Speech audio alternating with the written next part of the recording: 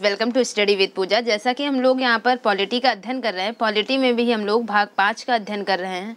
भाग 5 संघ को रिप्रेजेंट करता है और 52 से 151 यानी 52 से 151 आर्टिकल भाग 5 को रिप्रेजेंट करता है। और हम लोगों ने पिछले लेक्चर में संसद के बारे में अध्ययन कर लिया है।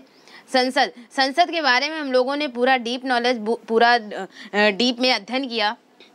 और अगर आपने देखा था संसद के 3 अंग होते थे, राष्ट्रपति, लोकसभा और राज्यसभा, जिनमें से अगर हम देखें कि लोकसभा हो गया, राज्यसभा हो गया, इन दोनों के बारे में हम लोगों ने पढ़ लिया था। विधानसभा और विधान परिषद ये बाकी है, तो हम लोग कंपैरिजन करके पढ़ेंगे। जब हम लोग राज्यों के बारे में पढ़ेंगे तब वहाँ पर विधानसभा और विधान परिषद के बारे में पढ़ेंगे, जहाँ पर हम लोगों को राज्यपाल, मुख्यमंत्री पढ़ना है। यानी हम कंपेरिजन करते चले जाएंगे कि जैसे हमने राष्ट्रपति पढ़ा है वैसे ही, यानी सेंटर में जो पोजीशन राष्ट्रपति की है, केंद्र में, वैसे ही राज्यों में राज्यपाल की। फिर सेंटर में जैसे प्रधानमंत्री के जो उत्तरदायित्व, जो कर्तव्य पढ़े या जो शक्तियां पढ़ी प्रधानमंत्री की, तो केंद्र में जो शक्ति प्रधानमंत्री की, राज्य में वो शक्ति मुख्यमंत्री की है। तो ये चीज, जैसे केंद्र में सर्वोच्च न्यायालय प्रमुख यानी सर्वोच्च न्यायालय, तो राज्यों में उच्च न्यायालय के बारे में पढ़ेंगे। तो ये दोनों आर्टिकल यानी हम लोग कनेक्ट करते हुए बाद में पढ़ेंगे। वर्तमान समय में हम लोग पढ़ क्या रहे हैं, बेसिकली हम लोग संसद के बारे में अध्ययन कर चुके हैं। संसद में भी हम लोगों ने देखा जैसे ये लोकसभा और ये राज्यसभा, विधानसभा और विधान परिषद। तो आप देखते हैं कि लोकसभा, इनको हम लोग चुनकर भेजते हैं, यानी लोकसभा के मेंबर हम लोग चुनकर भेजते हैं। विधानसभा के मेंबर ये भी हम लोगों के द्वारा चुने जाते हैं, जनता द्वारा चुने जाते हैं, प्रत्यक्ष रूप से इनका चुनाव हो जाता है। और राज्यसभा और विधान परिषद, इनके सदस्यों को अप्रत्यक्ष, इनका चुनाव कैसे होता है, अप्रत्यक्ष विधि द्वारा होता है। बेसिकली राज्यसभा के जो सदस्य हैं उनको कौन चुनता है, यानी वो किनके द्वारा नियुक्त किए जाते हैं या नॉमिनेट होते हैं, तो राज्यसभा के जो मेंबर हैं उनको चुनने वाले कौन है, विधानसभा के मेंबर, यानी मेंबर ऑफ एमएलए चुनते हैं, मेंबर ऑफ लेजिस्लेटिव असेंबली। तो जैसे लोकसभा है, तो लोकसभा में यानी लोकसभा और राज्यसभा, यहाँ पर जो चुने हुए मेंबर जाते हैं उनको क्या कहते हैं, एमपीज बोला जाता है, मेंबर ऑफ पार्लियामेंट बोला जाता है। जो विधानसभा और विधान परिषद है, यहाँ पर चुने हुए मेंबर को, विधानसभा को MLA, member of legislative assembly, और विधान परिषद को जो सदस्य उनको क्या बोलते हैं, एमएलसी मतलब member of legislative assembly, MLC बोला जाता है। तो आप ये बेसिक स्ट्रक्चर जान गए। आपने ये भी देख लिया लोकसभा में कितनी अधिकतम सीटें होती, राज्यसभा में कितनी अधिकतम सीटें होती। संसद का पूरा स्ट्रक्चर यानी सारी प्रक्रियाएं जान ली थी आपने। अब हम लोग संसद में, जैसा संसद में हम लोगों ने सारे पॉइंट पर चर्चा कर ली थी। एक पॉइंट जैसे कि हम लोग लास्ट में बजट पर चर्चा कर रहे थे, तो बजट जो है, बजट, अब मैं यहाँ पर आपको संसदीय समितियाँ पढ़ाने जा रही हूँ, तो बजट की चर्चा इसलिए करने जाना है कि अभी आप जब बजट देखेंगे तो यानी बजट मैंने उसमें पढ़ा दिया है, तो थोड़ा उसको कनेक्ट कर रहे हैं इसलिए, ताकि आप कनेक्ट कर पाएँ दोनों क्लासों को। अगर आपने वो संसद की क्लास नहीं देखी है तो आप पहले उस लेक्चर को देखें। और हाँ, अभी तक कि आपने अगर चैनल को सब्सक्राइब नहीं किया है तो सब्सक्राइब कर दें, बेल आइकन को प्रेस कर दें, जिससे आने वाली वीडियो की नोटिफिकेशन आपको मिल जाए। तो अभी हम डिस्कस करते हैं। जैसे कि आपने बजट में आपने ये देख लिया कि ये फ्रांसीसी भाषा का शब्द है और बुजट शब्द से लिया गया है, जिसका अर्थ होता है चमड़े का थैला। और बजट के बारे में बेसिक हम लोगों ने नॉलेज देख ली थी कि लेखानुदान बजट क्या होता है, अंतरिम बजट, लेखानुदान बजट क्या होता था कि यानी बिना किसी बहस की पिछले बजट का 1/6 हिस्सा जो दे दिया जाए, उस बजट को क्या कहा जाता है, उस बजट को लेखा अनुदान बजट, अनुदान मतलब। अंतरिम बजट क्या हो जाता था कि पुराने कर की दर को कम करके या बढ़ा सकते, या टैक्स जो था उसको, टैक्स को कम कर दिया जाए, बढ़ा दिया जाए, खत्म कर दिया जाए, वो होता था। नया बजट लागू कर दिया जाए, उसे क्या कहते थे, अंतरिम बजट कहते थे। तो इस तरह से हम लोगों ने देखा, पहले स्टार्टिंग में क्या था, रेल बजट और आम बजट, यानी कि रेल और सामान्य बजट एक में होते थे। फिर ऑकवर्ड कमेटी आई और 1924 में रेल बजट और सामान्य बजट को अलग अलग कर दिया गया। फिर 2016 में मोदी गवर्नमेंट आई और उसने रेल बजट और सामान्य बजट को फिर से एक में प्रस्तुत किया जाने लगा। वर्तमान सिनेरियो क्या देख रहे हैं, रेल बजट और सामान्य बजट, यानी दोनों को एक में ही एक ही खाका तैयार किया जाता है, एक ही बजट तैयार किया जाता है। तो हम लोग बजट इसलिए कनेक्ट कर रहे हैं क्योंकि जो बजट है, तो बजट बेसिकली, बजट जब पारित होता है, यानी पार्लियामेंट में आपने बजट, जब वित्त मंत्री द्वारा जब बजट प्रस्तुत किया जाता है तो वो पारित कैसे होगा, तो इसको अभी ये इससे कनेक्ट है संसदीय समितियों से, इसलिए मैं इस चीज़ को डिस्कस कर रही हूँ। तो बजट जो है वो बजट पारित कैसे होगा, यानी बजट संसद में प्रस्तुत किया गया। वित्त मंत्री, जैसे वर्तमान समय में वित्त मंत्री कौन है, निर्मला सीतारमण जी। तो बजट पारित कैसे होगा, इसको 6 चरणों से गुजरना पड़ेगा। ये 6 चरण कौन से होते हैं? तो सबसे पहले जब बजट प्रस्तुत किया जाएगा यानी संसद में, तो यहाँ पे सबसे पहली प्रक्रिया क्या होगी? पहली प्रक्रिया होती है बजट का प्रस्तुतिकरण। तो पहला क्या होगा कि बजट को प्रस्तुत किया जाना ही बजट का प्रस्तुतिकरण पहला चरण हो गया। तो बजट का प्रस्तुतिकरण क्या होता है कि वित्त मंत्री द्वारा लोकसभा में इसको पेश किया जाएगा, उसके बाद राज्यसभा में जाएगा। आपसे क्वेश्चन कैसे ड्राइव किया जाता है कि वहाँ पर आपको क्वेश्चन कैसे देगा, यानी कि इसको क्या है कि बजट का प्रस्तुतिकरण। पहला पॉइंट क्या है? बजट पारित होगा। बजट पारित होने में 6 चरण हैं। बजट का प्रस्तुतिकरण। दूसरा क्या पॉइंट है? दूसरा है आम बहस। यानी आपने बजट, यानी जब बजट प्रस्तुत किया जाएगा संसद में तो पहले बजट को प्रस्तुतिकरण होगा, उसके बाद आम बहस होगी। तीसरा पॉइंट होता है विभागीय समितियों द्वारा जांच, और आप यहाँ संसदीय समितियां देख रहे हैं तो इस वजह से मैं इस चीज को कनेक्ट करने की कोशिश कर रही हूँ कि अब तीसरा पॉइंट क्या होता है? विभागीय समितियों द्वारा जांच। विभागीय समितियों द्वारा जांच। चौथा चरण क्या होता है? चौथा चरण होता है अनुदान की मांग पर मतदान। अनुदान की मांग पर मतदान। मांग पर मतदान। और फिर पांचवा चरण होता है विनियोग विधेयक का पारित होना, और फिर विनियोग के बाद आता है वित्त विधेयक का पारित होना। पांचवा आप लिख सकते हैं विनियोग विधेयक का पारित होना, छठा आप लिख सकते हैं वित्त विधेयक का पारित होना। तो ये जो 6 चरण है, यानी सबसे पहला चरण जो था बजट का प्रस्तुतिकरण। बजट का प्रस्तुतिकरण। इस दौरान क्या होता है? इस दौरान क्या किया जाता है? बजट का प्रस्तुतिकरण में वित्त मंत्री द्वारा लोकसभा में बजट को पेश किया जाता है। आपसे क्वेश्चन कैसे पूछेगा, यानी इसके बारे में क्या स्टेटमेंट है आपको याद रखना है कि वित्त मंत्री पेश करेंगे लोकसभा में और राज्यसभा में उसके बाद जाएगा। और क्वेश्चन आपका कहीं भी अगर कथन और कारण वाले क्वेश्चन बनते हैं तो वहाँ पर क्या हो जाएगा? वहाँ पर सिर्फ आपको नेम चेंज करके दे देंगे। जैसे कह दिया वित्त मंत्री द्वारा राज्यसभा में पेश, उसके बाद लोकसभा, तो ये चीज़ स्टेटमेंट गलत हो गई, क्योंकि जो भी बजट होगा वो सबसे पहले कहाँ? लोकसभा में पेश किया जाएगा। तो आपका स्टेटमेंट क्या होना चाहिए कि सबसे पहले, यानी यहाँ पर कथन कारण कैसे सही होगा? जैसे कि स्टेटमेंट दिया गया वित्त मंत्री द्वारा लोकसभा में पेश, तो बजट जो है सबसे पहले लोकसभा में पेश किया जाएगा, उसके बाद राज्यसभा में पेश किया जाएगा। तो ये हो जाता है बजट का प्रस्तुतिकरण कि बजट प्रस्तुत कैसे किया जाएगा। सबसे पहले लोकसभा में प्रस्तुत कर दिया गया। दूसरा पॉइंट क्या होता है? आम बहस। आम बहस, यानी अब तो बजट पेश कर दिया गया और सबसे पहले लोकसभा में पेश किया गया, उसके बाद राज्यसभा में पेश किया। आम बहस क्या हो जाती है? जब बजट प्रस्तुत कर दिया गया उसके बाद आम बहस होती है। आम बहस यानी साधारण तौर पर जो बहस की जाती है उस पर कि किन किन पॉइंट पर कितना खर्च किया गया, जो नॉर्मली बहस हो सकती है, तो वो आम बहस हो गई। फिर बहस के अंत में क्या होगा? जो वित्त मंत्री होंगे वो जवाब देंगे आम बहस पर कि क्या सही है, या मतलब वो अपने पक्ष रखेंगे कि किस विभाग के लिए कितना पैसा खर्च किया गया, या वो अपने। लेकिन यहाँ पर एक वर्ड जोड़ दिया जाता है, आम बहस में जो वित्त मंत्री जवाब देगा वो इसके लिए बाध्य नहीं है, वो दे भी सकता जवाब या फिर नहीं भी दे सकता। तो ये स्टेटमेंट, यानी यहाँ पर आपको याद रखने वाली बात क्या है कि आम बहस पर वित्त मंत्री क्या जवाब देने के लिए बाध्य है अथवा नहीं। तो आपको क्या आंसर है कि बाध्य नहीं है। नेक्स्ट तीसरा पॉइंट क्या था कि जब बजट पेश कर दिया गया, यानी सबसे पहले बजट का प्रस्तुतिकरण किया गया, दूसरा चरण हुआ कि आम बहस हो गई उस पर, तीसरा चरण विभागीय समितियों द्वारा जांच। विभागीय समितियों द्वारा जांच, तो विभागीय समितियों द्वारा जांच यानी जब आम बहस पूरी होने के बाद संसद की जो स्थायी समितियां होती, अभी आप देखेंगे संसद में स्थायी समितियां क्या है, तदर्थ समितियां क्या हैं, यही आज हम लोगों को बेसिकली पढ़ना है। आज हमारा जो कॉन्सेप्ट है समितियां पढ़ने का। तो जो विभागीय समितियां होंगी, तो संसद की जो स्थायी समितियां होती वो बजट पर, स्थायी समितियां वर्ड आप ध्यान रखें कि आम बहस पूरी होने के बाद क्या होगा, संसद की जो स्थायी समितियां होंगी वो बजट में जो वर्णित अनुदान की मांगे हैं, अनुदान की मांगों आदि को लेकर जांच पड़ताल करेंगी, रिपोर्ट तैयार करेंगी, और फिर उसके बाद क्या होगा, इस रिपोर्ट को दोनों सदन में रखेंगी। यानी ये विभागीय समितियों का कार्य होता है कि बजट पर जो भी बहस, यानी आम बहस हो गई, उसके बाद जो स्थायी समितियां होती हैं वो क्या करेंगी, वो जो अनुदान मांगे हैं, अनुदान मांगों पर जांच पड़ताल करेंगी कि जो मांगे मांगी जा रही है कि इसके लिए इतना पैसा और हमें ज़रूरत है या जो भी, तो ये जो अनुदान मांगे हैं उन पर जाँच पड़ताल करेंगे और रिपोर्ट तैयार करेंगे। उस रिपोर्ट को सदन में कौन प्रस्तुत करेगा? ये जो विभागीय समितियाँ हैं, बहुत पढ़े लिखे लोग होंगे यहाँ पे विभागीय समितियों में। फिर उसके बाद चौथा पॉइंट क्या होता है? चौथा पॉइंट होता है अनुदान की मांग पर मतदान।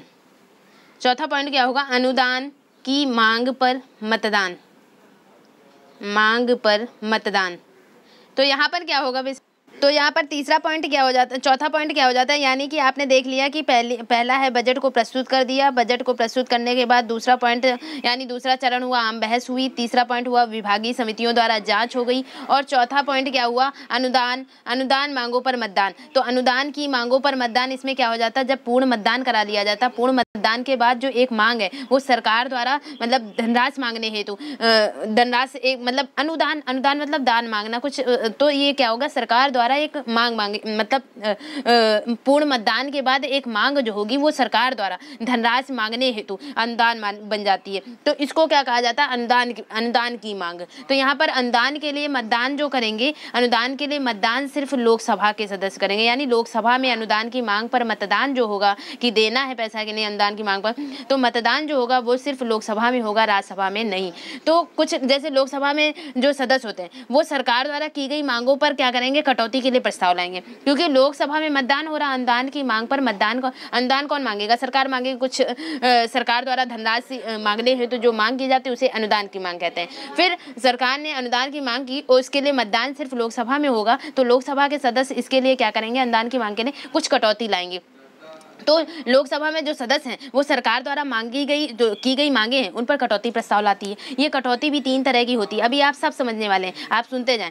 तो ये जो कटौती है वो 3 तरह की होती है, जैसे नीतिगत कटौती प्रस्ताव लाते हैं। तो नीतिगत जो कटौती होती है इसमें क्या हो जाता है, जो मांग है यानी मांग की नीतियों पर असहमति व्यक्त की जाती है कि आपकी नीति यहाँ पर ये नीति, इस नीति के खिलाफ या मतलब यहाँ पर इतना पैसा नहीं होना चाहिए। तो नीतिगत कटौती जो है वो मांग की नीति के प्रति असहमति व्यक्त करती है। और फिर उसके बाद लोकसभा जैसे आर्थिक कटौती आती, आर्थिक कटौती में क्या, मांग की राशि में कमी करने के लिए आर्थिक कटौती लाई जाती है, आर्थिक कटौती। तो आप यहाँ देखेंगे यहाँ पे फिर चौथा पॉइंट क्या हो जाता था, चौथा पॉइंट हो जाता था कि अनुदान की मांग हो गई। अनुदान की मांग के बाद जैसे ये अगर आपके पास क्वेश्चन हो सकता है कि ये कटौती क्यों लाई जा रही है, यानी कटौती प्रस्ताव का क्या महत्व है, यानी अनुदान की मांग पर जब मतदान हो रहा है तो यहाँ पर जो कटौती लाई जा रही है लोकसभा के द्वारा वो कटौती क्यों लाई जा रही है, क्वेश्चन हो सकता है कटौती का क्या महत्व है।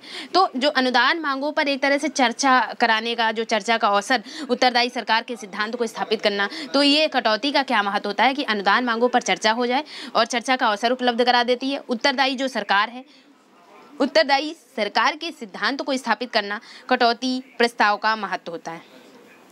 3 तरह की कटौती, नीतिगत कटौती यानी नीति कटौती प्रस्ताव हो गया, और जो होती है नीतिगत कटौती प्रस्ताव, आर्थिक कटौती और सांकेतिक कटौती, आर्थिक कटौती और सांकेतिक कटौती प्रस्ताव, सांकेतिक कटौती प्रस्ताव।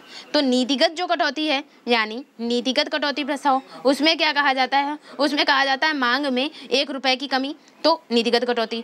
फिर आर्थिक कटौती में क्या कहा जाता है, इसमें जो खर्चे हैं उनको कम करने की बात कही जाती है कि आप जो है इसमें कम यानी मितव्यय, यहाँ पे कम आर्थिक कटौती में क्या होगा, इसका जो है व्यय से कम खर्च की बात की जाती है, यानी एक मांग की राशि को एक निश्चित सीमा तक कम किया जाए, तो ये है आर्थिक कटौती, उसके लिए लाते हैं। और सांकेतिक कटौती क्या है, सांकेतिक कटौती यानी इसमें क्या कहा जाता है, मांग में 100 रुपए की कमी की जाए, तो वो हो जाती है सांकेतिक कटौती। तो ये कटौती अनुदान की मांग पर अनुदान की मांग जो होती है, अनुदान की मांग पर लोकसभा सदस्यों द्वारा ये कटौती प्रस्ताव लाए जाते हैं। फिर उसके बाद फिर 4 पॉइंट आपने देखे अनुदान की मांग पर मतदान। उसके बाद 5वां पॉइंट क्या था, 5वां पॉइंट था विनियोग विधेयक पारित होना, विनियोग विधेयक का पारित होना। तो विनियोग विधेयक क्या होता, विनियोग विधेयक यानी लोकसभा में मतदान द्वारा दिए गए एक तरह से विनियोग विधेयक का पारित होना। विनियोग विधेयक कैसे होगा, तो इसमें क्या होगा, आप इसको एक फॉर्मूले से देख सकते हैं कि लोकसभा में मतदान द्वारा दिया गया जो अनुदान होगा, लोकसभा में मतदान द्वारा जो अनुदान दिया गया होगा, लोकसभा में मतदान द्वारा दिया गया अनुदान प्लस भारत की संचित निधि पर जो भारित व्यय आएगा, अनुदान प्लस भारत की संचित निधि पर दिया गया भारित व्यय, तो ये विनियोग विधेयक होता है। विनियोग विधेयक क्या है, लोकसभा में मतदान द्वारा दिया गया अनुदान और भारत की संचित निधि पर भारित व्यय, ये हो जाता है विनियोग विधेयक। विनियोग विधेयक के बाद आता है वित्त विधेयक। तो विनियोग विधेयक जब पारित होता है तो वित्त विधेयक उसके बाद आता है। 6ठा चरण जो है बजट, किसी भी बजट के लिए वित्त विधेयक होता है। तो वित्त विधेयक क्या हो जाता है, विनियोग विधेयक के बाद लाया जाता है। इस पर धन विधेयक की सभी शर्तें लागू होती हैं। वित्त विधेयक पर धन विधेयक की सभी शर्तें लागू होती हैं। उसके बाद आते हैं अन्य अनुदान। अब आप कैसे समझ पाएंगे, तो आप देखें आपसे क्वेश्चन कैसे पूछा जाएगा। आपसे पूछा जाएगा क्वेश्चन कि बजट किन स्तर से गुजरता है, तो आप कितने स्तर से, 6 स्तर से गुजरता है। आपको क्रम वहाँ पे मतलब कि क्रम जो है यहाँ पे उलट देंगे या फिर क्रम उल्टा कर देंगे, या बीच में किसी 5वें पद को चौथे पद पे डाल दिया, तीसरे पद पे डाल दिया। आपसे पूछा जाएगा कथन 1 2 3 4 सही है, 2 3 4 1 सही है, या क्रम में लगाएं या फिर सीरियल में लगाएं। तो यहाँ पे इस तरह के क्वेश्चन जनरेट होते हैं। तो आपका आंसर क्या होगा, बजट कभी भी पारित होगा। पहला चरण होगा बजट का प्रस्तुतिकरण, दूसरा आम बहस, फिर विभागीय समितियों द्वारा जांच, चौथा हो जाता है अनुदान की मांग पर मतदान, और फिर ये आप देखेंगे आज आपको पढ़ना है विभागीय समितियां कैसी होती हैं। तो यहाँ पर आप देखेंगे तो बजट का प्रस्तुत हो गया, आम बहस हो गया, विभागीय समितियां हो गई और जांच हो जाएगी, अनुदान की मांग पर मतदान, विनियोग विधेयक का पारित होना, वित्त विधेयक का पारित होना। और एक हो जाता है लेखानुदान बजट। तो लेखानुदान जो बजट होता है वो बजट पारित होने के कुछ समय जैसे पारित होगा, पारित होने के कुछ समय लगता है। इस दौरान क्या हो जाता है, लेखानुदान बजट में सरकार को खर्च करने के लिए जो धनराशि की आवश्यकता होती है, इस कारण लोकसभा जो है, लोकसभा सरकार को आवश्यक कार्य संपादित करने के लिए पहले से कुछ धनराशि जारी करने की अनुमति दे देती है। उसे क्या कहते हैं, लेख अनुदान यानी लेखानुदान कह देते हैं। तो यहाँ पर आप देखेंगे ये 6 चरण हो गए। 6 चरण में आप देखेंगे ये पहला चरण बजट का प्रस्तुतिकरण हो गया। फिर दूसरा चरण आप देखेंगे, दूसरा चरण की आम बहस का होता है। फिर आम बहस के बाद तीसरा चरण विभागीय समितियों द्वारा जांच, विभागीय समितियों द्वारा जांच। नेक्स्ट आप देखेंगे अनुदान की मांगों पर मतदान। चौथा चरण क्या देखेंगे, अनुदान की मांगों पर मतदान। और अनुदान की मांगों पर मतदान 3 तरह की कटौती लोकसभा के द्वारा, यानी लोकसभा सदस्यों द्वारा नीतिगत कटौती आई, फिर उसके बाद आर्थिक कटौती, फिर सांकेतिक कटौती, और फिर उसके बाद सांकेतिक में 100 रुपये कमी, आर्थिक में क्या हो जाता है कि यहाँ पर निश्चित सीमा से कम किया जाए मांग की राशि को, और नीतिगत कटौती में 1 रुपये की कमी। फिर उसके बाद माना जाता है अगर ये तीनों कटौती है कोई पास हो जाए तो यहाँ पर सरकार गिर जाती है। फिर उसके बाद जो है एक तरह से उसके बाद 5वां चरण क्या है, विनियोग विधेयक का पारित होना। तो विनियोग विधेयक आएगा, और विनियोग विधेयक, और अगर आपसे पूछा जाए विनियोग विधेयक और वित्त विधेयक, 6वां चरण जो है वो वित्त विधेयक का पारित होना। आपसे क्वेश्चन बन जाए कि विनियोग विधेयक और वित्त विधेयक में क्या अंतर है। विनियोग विधेयक और वित्त विधेयक, वित्त विधेयक, आर्टिकल 114 विनियोग विधेयक और आर्टिकल 117 वित्त विधेयक के बारे में बताता है। तो विनियोग विधेयक और वित्त विधेयक में क्या अंतर है। जो विनियोग विधेयक है, विनियोग विधेयक में जो संशोधन होगा वो संशोधन प्रस्तावित नहीं किए जा सकते, यानी विनियोग विधेयक में संशोधन प्रस्तावित नहीं किए जा सकते। जबकि वित्त विधेयक में लोकसभा के किसी भी सदस्य द्वारा, वित्त विधेयक में लोकसभा के किसी भी सदस्य द्वारा संशोधन प्रस्ताव लाया जा सकता है। दूसरा अंतर क्या हो जाता है कि जो वित्त विधेयक है, वित्त विधेयक पर धन विधेयक जो है, धन विधेयक की शर्तें लागू नहीं होती हैं, यानी वित्त विधेयक पर धन विधेयक की सभी शर्तें लागू हो जाती हैं, क्योंकि वित्त विधेयक पर, ये उसी का सब पार्ट में आता है, तो वित्त विधेयक पर धन विधेयक की सभी शर्तें लागू होती हैं। जबकि विनियोग विधेयक पर ये व्यवस्था लागू नहीं हो जाती। तो यानी धन विधेयक की सभी शर्तें वित्त विधेयक पर लागू होती, लेकिन विनियोग विधेयक पर लागू नहीं होती। दूसरा मेजर चेंजमेंट क्या था कि विनियोग विधेयक को संशोधन में संशोधन प्रस्तावित नहीं, विनियोग विधेयक में संशोधन प्रस्तावित नहीं किए जा सकते, जबकि वित्त विधेयक में लोकसभा में किसी भी सदस्य द्वारा संशोधन प्रस्ताव लाया जा सकता है। ये विनियोग विधेयक और वित्त विधेयक में अंतर हो जाता है। फिर आप देखेंगे अन्य अनुदान भी होती है। वित्त विधेयक पारित हो जाता है, फिर बजट जो है उसके अंतर्गत जो अन्य अनुदान में क्या हो जाता है, जैसे यानी बजट जिसमें एक वित्तीय वर्ष हेतु आय और व्यय का सामान्य अनुमान होता है, उसके अतिरिक्त संसद द्वारा असाधारण और विशेष परिस्थितियों में अनेक अन्य मांगे भी की जाती हैं, अनेक अनुदानें भी की जाती हैं। यानी वो तो हो जाता है कि पूरे साल का विवरण। बजट क्या है, बजट है कि एक साल में कितना लेखा जोखा जो है कि आज रक्षा विभाग में इतना, वित्त विभाग, रक्षा विभाग, धन विभाग, वित्त विभाग और जितने ये विभाग हैं वहाँ पर कितना क्या खर्च होना। उसके बाद कुछ जरूरी चीज़ें, यानी कभी आकस्मिकता आ गई या कभी आकस्मिक कोई आपदा आ गई या फिर कुछ ज़रूरत पड़ गई या फिर ज़्यादा ज़रूरत से ज़्यादा, यानी बजट से ज़्यादा चीज़ें, बजट से ज़्यादा पैसा खर्च हो गया, तो इसके लिए कुछ अन्य अनुदानें भी की जाती हैं, कुछ अन्य मांगे भी की जाती हैं। तो यहाँ पर आप देखेंगे जैसे अनुपूरक अनुदान। अनुपूरक अनुदान क्या होता है, जब किसी विशेष सेवा हेतु विनियोग विधेयक द्वारा प्राधिकृत उस राशि को उस वर्ष हेतु चालू वित्तीय वर्ष में अपर्याप्त पाई जाए। पर्याप्त। तो अनुपूरक अनुदान की मांग कब की जाती है? संसद द्वारा तब स्वीकृत किया जाता है जब किसी विशेष सेवा हेतु विनियोग विधेयक मतलब उस विनियोग विधेयक द्वारा राशि जो है, मांगी गई राशि यानी प्राधिकरण राशि उस वर्ष हेतु चालू वित्तीय वर्ष में अपर्याप्त हो जाए, यानी जो भी जो पैसा हो वो कम पड़ जाए तो अनुपूरक अनुदान की मांग की जाएगी। विनियोग विधेयक विनियोग अधिनियम के माध्यम से निकाला जाएगा। फिर अतिरिक्त अनुदान क्या होता है? अतिरिक्त अनुदान जो होता है किसी नई सेवा के संबंध में जो चालू वित्त वर्ष के दौरान जो अतिरिक्त व्यय यानी चालू कोई भी वित्तीय वर्ष चल रहा, उसमें ज़्यादा पैसे की आवश्यकता उत्पन्न हो गई और वो पैसे की जब आवश्यकता उत्पन्न हो गई लेकिन किसी नई सेवा के संबंध में, तो वहाँ पर जो मांग की जाएगी वो अतिरिक्त अनुदान होगी। अनुपूरक किसी विशेष सेवा है तो विनियोग अधिनियम द्वारा जो राशि मांग की जाएगी यानी उस चालू वित्तीय वर्ष में, तो वो अनुपूरक अनुदान है। अतिरिक्त अनुदान कोई नई सेवा शुरू करने जा रहे हैं, उसमें पैसे अतिरिक्त व्यय की आवश्यकता है चालू वित्तीय वर्ष में, तो वो अतिरिक्त अनुदान हो जाएगी। यानी अतिरिक्त मांगना, अतिरिक्त अनुदान नाम में ही विहित है।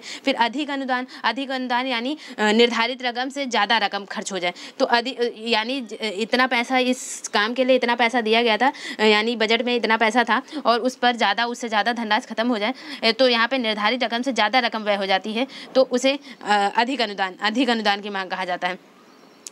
तो लोकसभा में इसमें क्या होता है, वित्त वर्ष के बाद इस पर लोकसभा में मतदान होता है और जो मांग है, इस प्रकार की मांग को लोकसभा में मतदान के लिए प्रस्तुत करने से पहले संसद में जो है लोक लेखा समिति से मंजूरी लेना अनिवार्य हो जाता है। ये हो जाता है अधिक अनुदान की मांग। प्रत्यानुदान क्या हो जाता है, इसमें जैसे आकस्मिक रूप से धन की अत्यधिक और तुरंत आवश्यकता हो जाती है तो प्रत्यानुदान, जैसा कि नाम में तो प्रत्यानुदान यानी तुरंत अनुदान चाहिए, तो तुरंत यानी कोई आकस्मिक आपदा आ गई या आकस्मिक रूप से धन की आवश्यकता पड़ गई तो प्रत्यानुदान। और अनुदान क्या होता है, जब कोई विशेष प्रयोजन हो, अपवाद तो कुछ विशेष प्रयोजन के लिए जब पैसे की जरूरत पड़ जाए वित्तीय वर्ष में, तो उसे अपवादानुदान कहते हैं। तो आप देखेंगे फिर उसके बाद ये तो हो गया कि बजट आप कैसे प्रस्तुत हैं। 6 चरण कौन कौन से हैं? विनियोग विधेयक वित्त विधेयक द्वारा पारित हो जाता है। फिर कुछ अन्य मांगे, यानी कभी आकस्मिकता, यानी कभी आपको अचानक जरूरत पड़ गई पैसे की, तब आप क्या करेंगे, तो उसके लिए अनुदान यानी कि प्रत्यानुदान के माध्यम से आप पैसा मांगेंगे, संसद के माध्यम से संसद में प्रस्तुत करेंगे प्रत्यानुदान। फिर अधिक अनुदान या अपवादानुदान, इस नाम से आप अन्य अनुदान मांग सकते हैं। यानी बजट जिसमें एक वित्तीय वर्ष आय व्यय का पूरा सामान्य अनुमान होता है, उसके अतिरिक्त अगर कोई संसद द्वारा जो असाधारण या विशेष परिस्थिति में कोई अन्य मांगे की जाती है, यानी अनुदान मतलब मांग यहाँ से लिया जा रहा है, तो अन्य जो विशेष परिस्थितियों में कोई मांग की जा रही है उसे अन्य अनुदान कहा जा रहा है। फिर आप देखेंगे जैसे भारत का यहाँ पर आपको आज विभागीय समितियाँ पढ़नी है बेसिकली, तो आप देखेंगे जैसे 3 संचित निधियाँ हैं, यानी भारत की संचित निधि, भारत का लोक लेखा और भारत की आकस्मिकता निधि।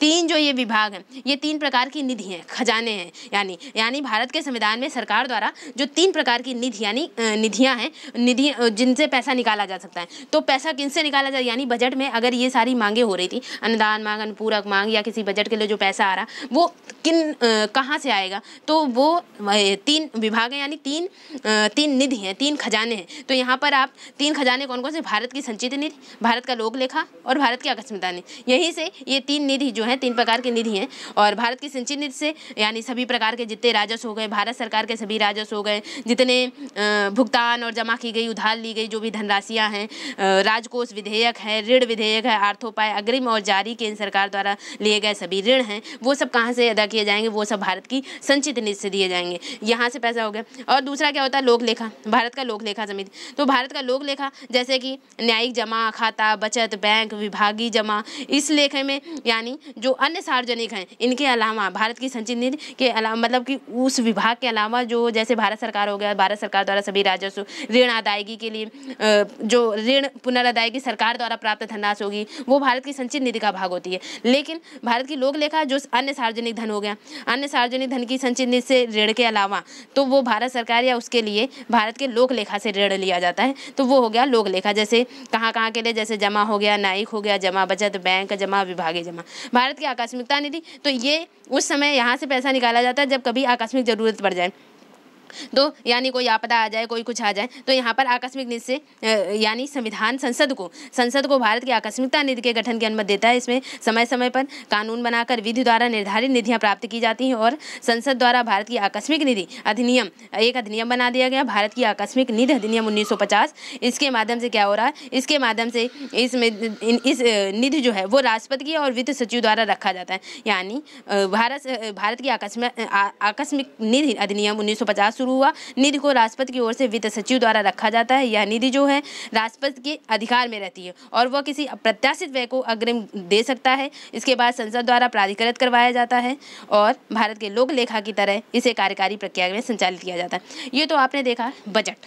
तो बजट में आपने देखा विभागीय समितियाँ। तो आज आपको विभागीय समितियों का क्या कार्य होता है, कितने प्रकार की होती हैं, और क्योंकि आप देखते हैं जब सत्र समाप्त होता है तो सत्रावसान के दौरान ये जो विभागीय समितियां हैं वो विभागीय समितियां ही पूरा कार्यभार देख रही हैं। यानी क्योंकि संसद में ना ही इतनी योग्यता है, मतलब संसद सदस्यों में मतलब इतना ना समय है, ना ही इतने मतलब इतनी योग्यता भी कह सकते हैं, इतनी योग्यता कि उस बेसिस पे सारे विभागों का कार्यभार आसानी से संभाला जा सके केवल संसद के बलबूते पर।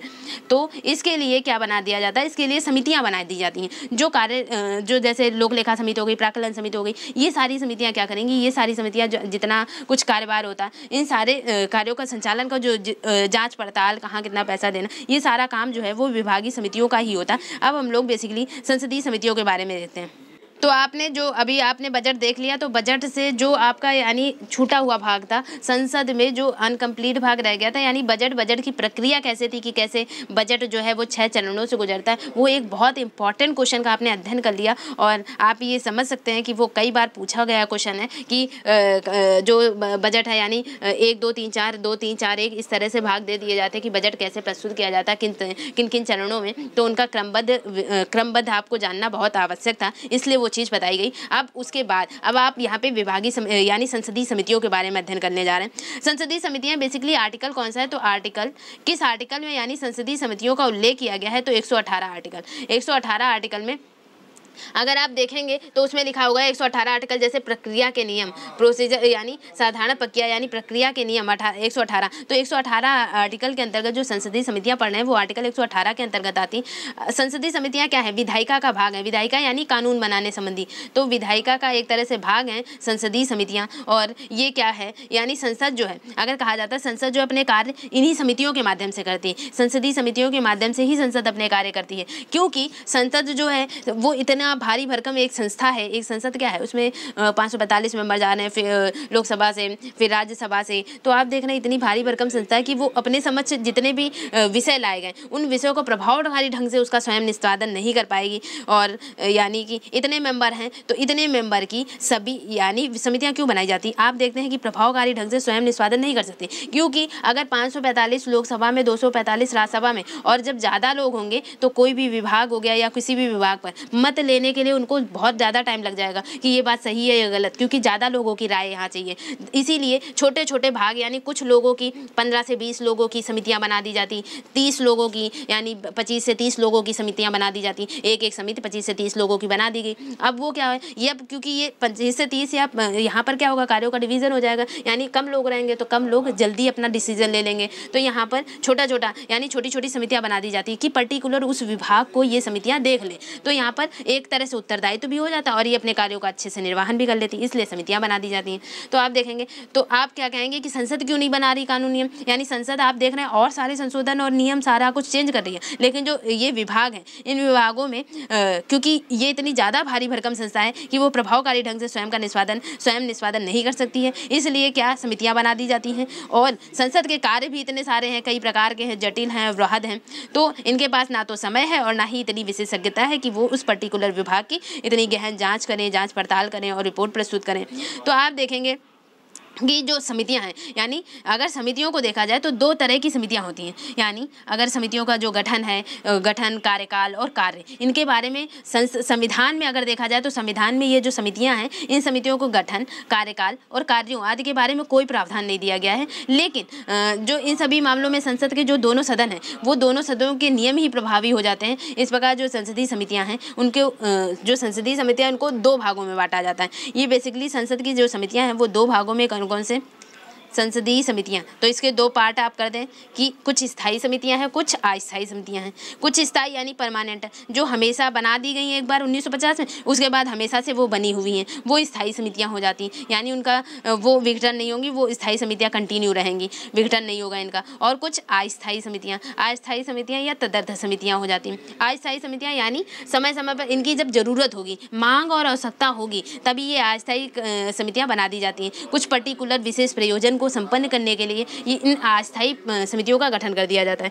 तो आप देखेंगे कि 2 प्रकार की समितियाँ, स्थायी समिति, अस्थायी समिति। और स्थायी जिनका एक बार गठन हो गया, लगातार कार्य कर रही हैं, एक निश्चित समय के पश्चात इन सदस्यों में परिवर्तन कर दिया जाता है स्थायी समितियों में। जबकि अस्थायी या तदर्थ समितियाँ वे समितियाँ जो एक निश्चित समय के बाद किसी विशेष मतलब किसी निश्चित समय के लिए किसी विशेष निश्चित प्रयोजन से संबंधित कार्यों के लिए गठित की जाती है।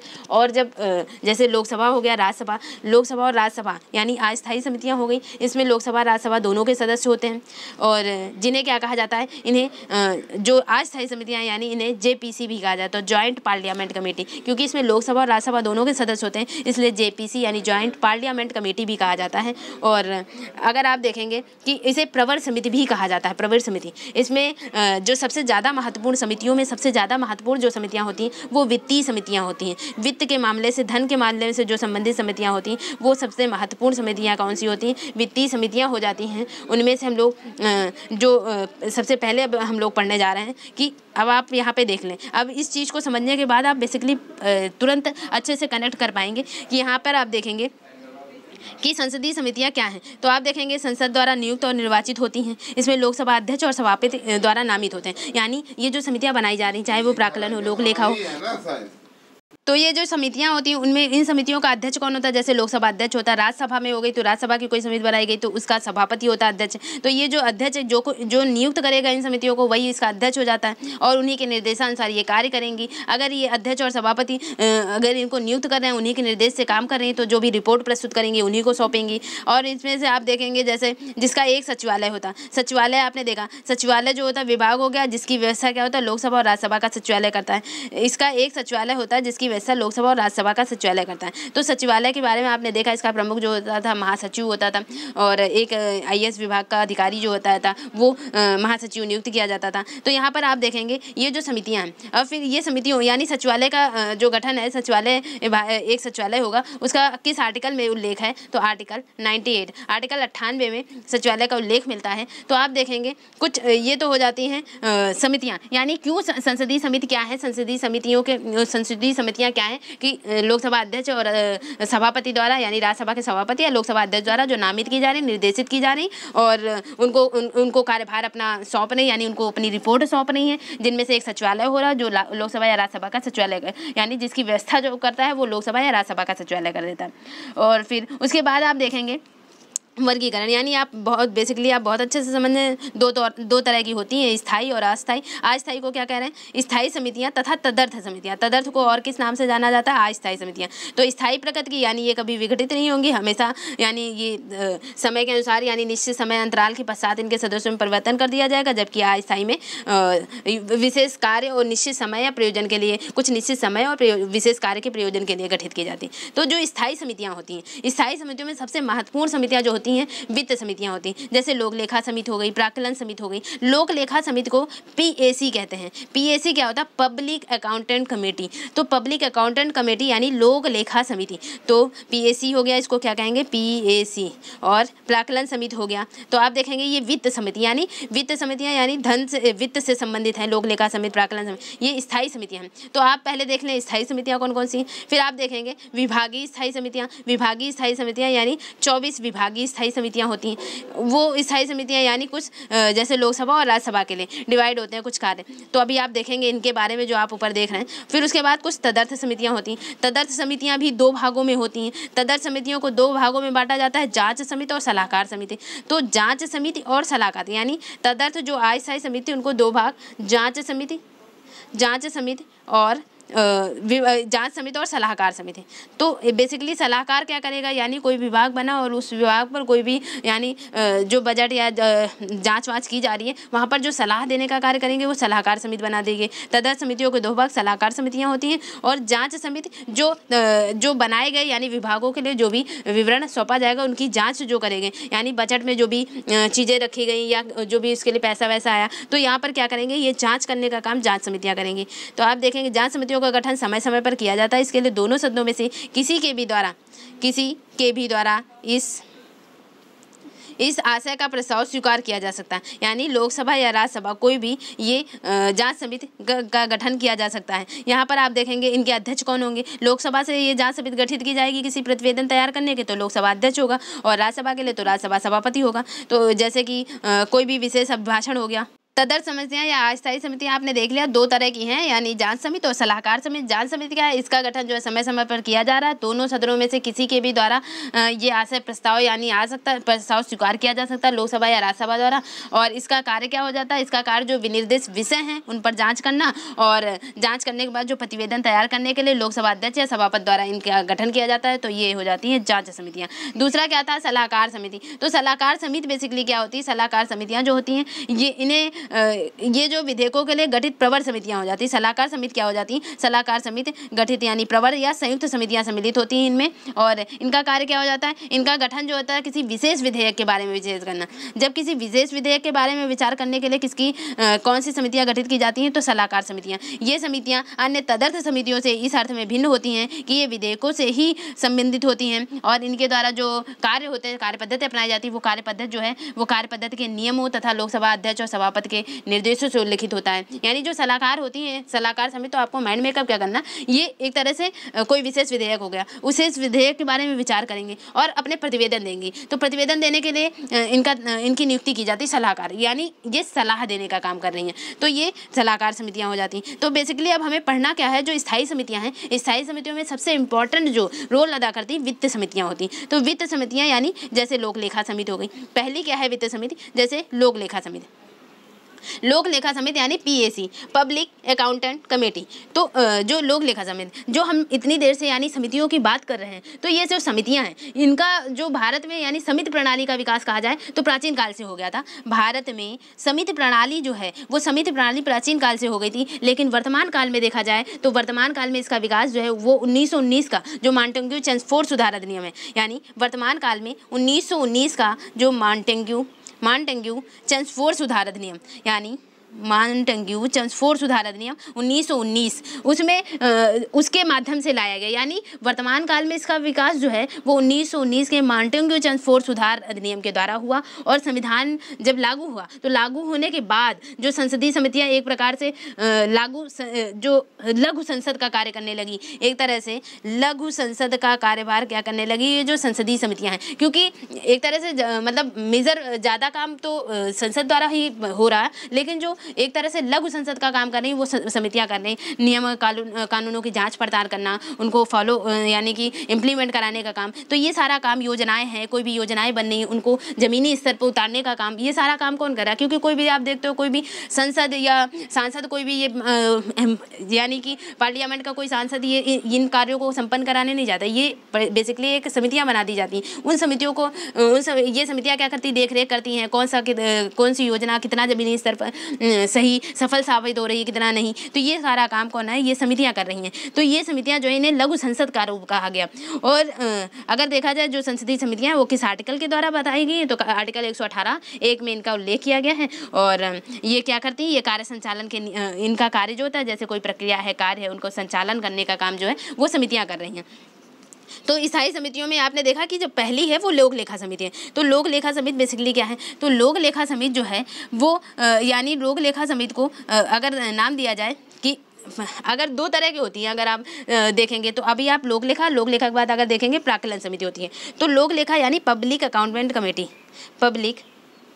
कमेटी, इस समिति का गठन जो है यानी लोक लेखा समिति का जो गठन है वो 1919 जो भारत सरकार अधिनियम यानी मॉन्टेग्यू चेम्सफोर्ड सुधार अधिनियम है, उसी के तहत 1921 में इसका गठन किया गया। यानी आप देखेंगे इस समिति का गठन भारत सरकार अधिनियम 1919 के अंतर्गत ही पहली बार कब हुआ, 1921 में हो गया। यानी अस्तित्व आ गया था 1919 में वर्तमान भारत में, लेकिन पहली बार जो लोक लेखा समिति का गठन हुआ वो 1921 में हो जाता है। और तब से आज तक ये अस्तित्व में है, क्योंकि ये स्थायी समिति है। स्थायी समिति भंग नहीं होंगी, विघटित नहीं होंगी। फिर उसके बाद अगर आपसे क्वेश्चन कैसे बनता, लोक लेखा समिति में सदस्यों की संख्या है तो 22 है। आप जितनी भी समितियां देखेंगे उनमें लोकसभा सदस्यों की संख्या ज़्यादा होगी क्योंकि और राज्यसभा सदस्यों की संख्या कम होगी क्योंकि बहुमत में कौन है, लोकसभा है, यानी सरकार चलाने वाली लोकसभा है। तो लोकसभा है यानी कि जो भी योजनाएं, जो भी कार्य योजनाएं इम्प्लीमेंट करने का काम होगा वो लोक लेखा यानी लोकसभा के बहुमत द्वारा, यानी लोकसभा में जो कार्य होंगे, जो भी योजनाएं होंगी उनको इम्प्लीमेंट करने, तो लोकसभा के सदस्यों की संख्या जो है वो ज़्यादा रखी जाती है किसी भी विभाग में, यानी किसी भी समिति में।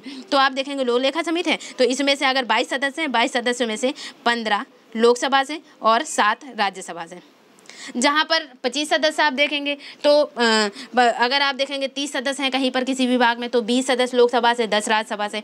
25 होंगे, 25 में जैसे 15 हो गया, यानी 22 थे तो 15 लोकसभा से, 7 राज्यसभा से। तो यानी अगर आप देखेंगे लोक लेखा समिति में कितने सदस्य होते हैं तो 22 सदस्य होते हैं। अभी आप प्राक्कलन समिति देखेंगे तो उसमें 30 सदस्य होते हैं वर्तमान सिनेरियो। तो आप देखेंगे इसमें 22 सदस्य हैं जिनमें से 15 लोकसभा से और 7 राज्यसभा से। गठन कब हुआ? 1921 में। किस अधिनियम के आधार पर हुआ? तो मांडव्य चंद्रफोर सुधार अधिनियम या फिर भारत सरकार अधिनियम 1919 के अंतर्गत हुआ। तो इसमें इसका चुनाव कैसे हो जाता है? यानी आप देखेंगे लोक लेखा समिति या प्राक्कलन समिति, ये जो स्थायी समितियाँ हैं इनका चुनाव जो है यानी ये कैसे चुनी जा रही है? एकल हस्तांतरणीय मत पद्धति द्वारा चुनी जा रही है, समानुपातिक प्रतिनिधित्व के सिद्धांत पर चुनी जा रही है। तो आपके 2 क्वेश्चन कि ये जो है यानी हर एक साल में, एक वर्ष में, हर वर्ष इनका गठन, इनका जो है नियुक्त की जाती है। ये समितियां जो है हर वर्ष गठित की जाती हैं, हर वर्ष इनका कार्यकाल एक वर्ष होता है। तो चाहे लोक लेखा समिति हो चाहे प्राक्कलन समिति, इनका कार्यकाल क्या होता है? 1 वर्ष होता है। और इनके सदस्यों की संख्या 22 है जिनमें से 15 लोकसभा से और 7 जो है वो राज्यसभा से हो रहे हैं। फिर इनका चुनाव कैसे किया जा रहा है? तो इनका चुनाव समानुपातिक प्रतिनिधित्व पद्धति के अनुसार किया जा रहा है, एकल हस्तांतरणीय मत पद्धति के माध्यम से किया जा रहा है लोक लेखा समिति का सदस्यों का चुनाव।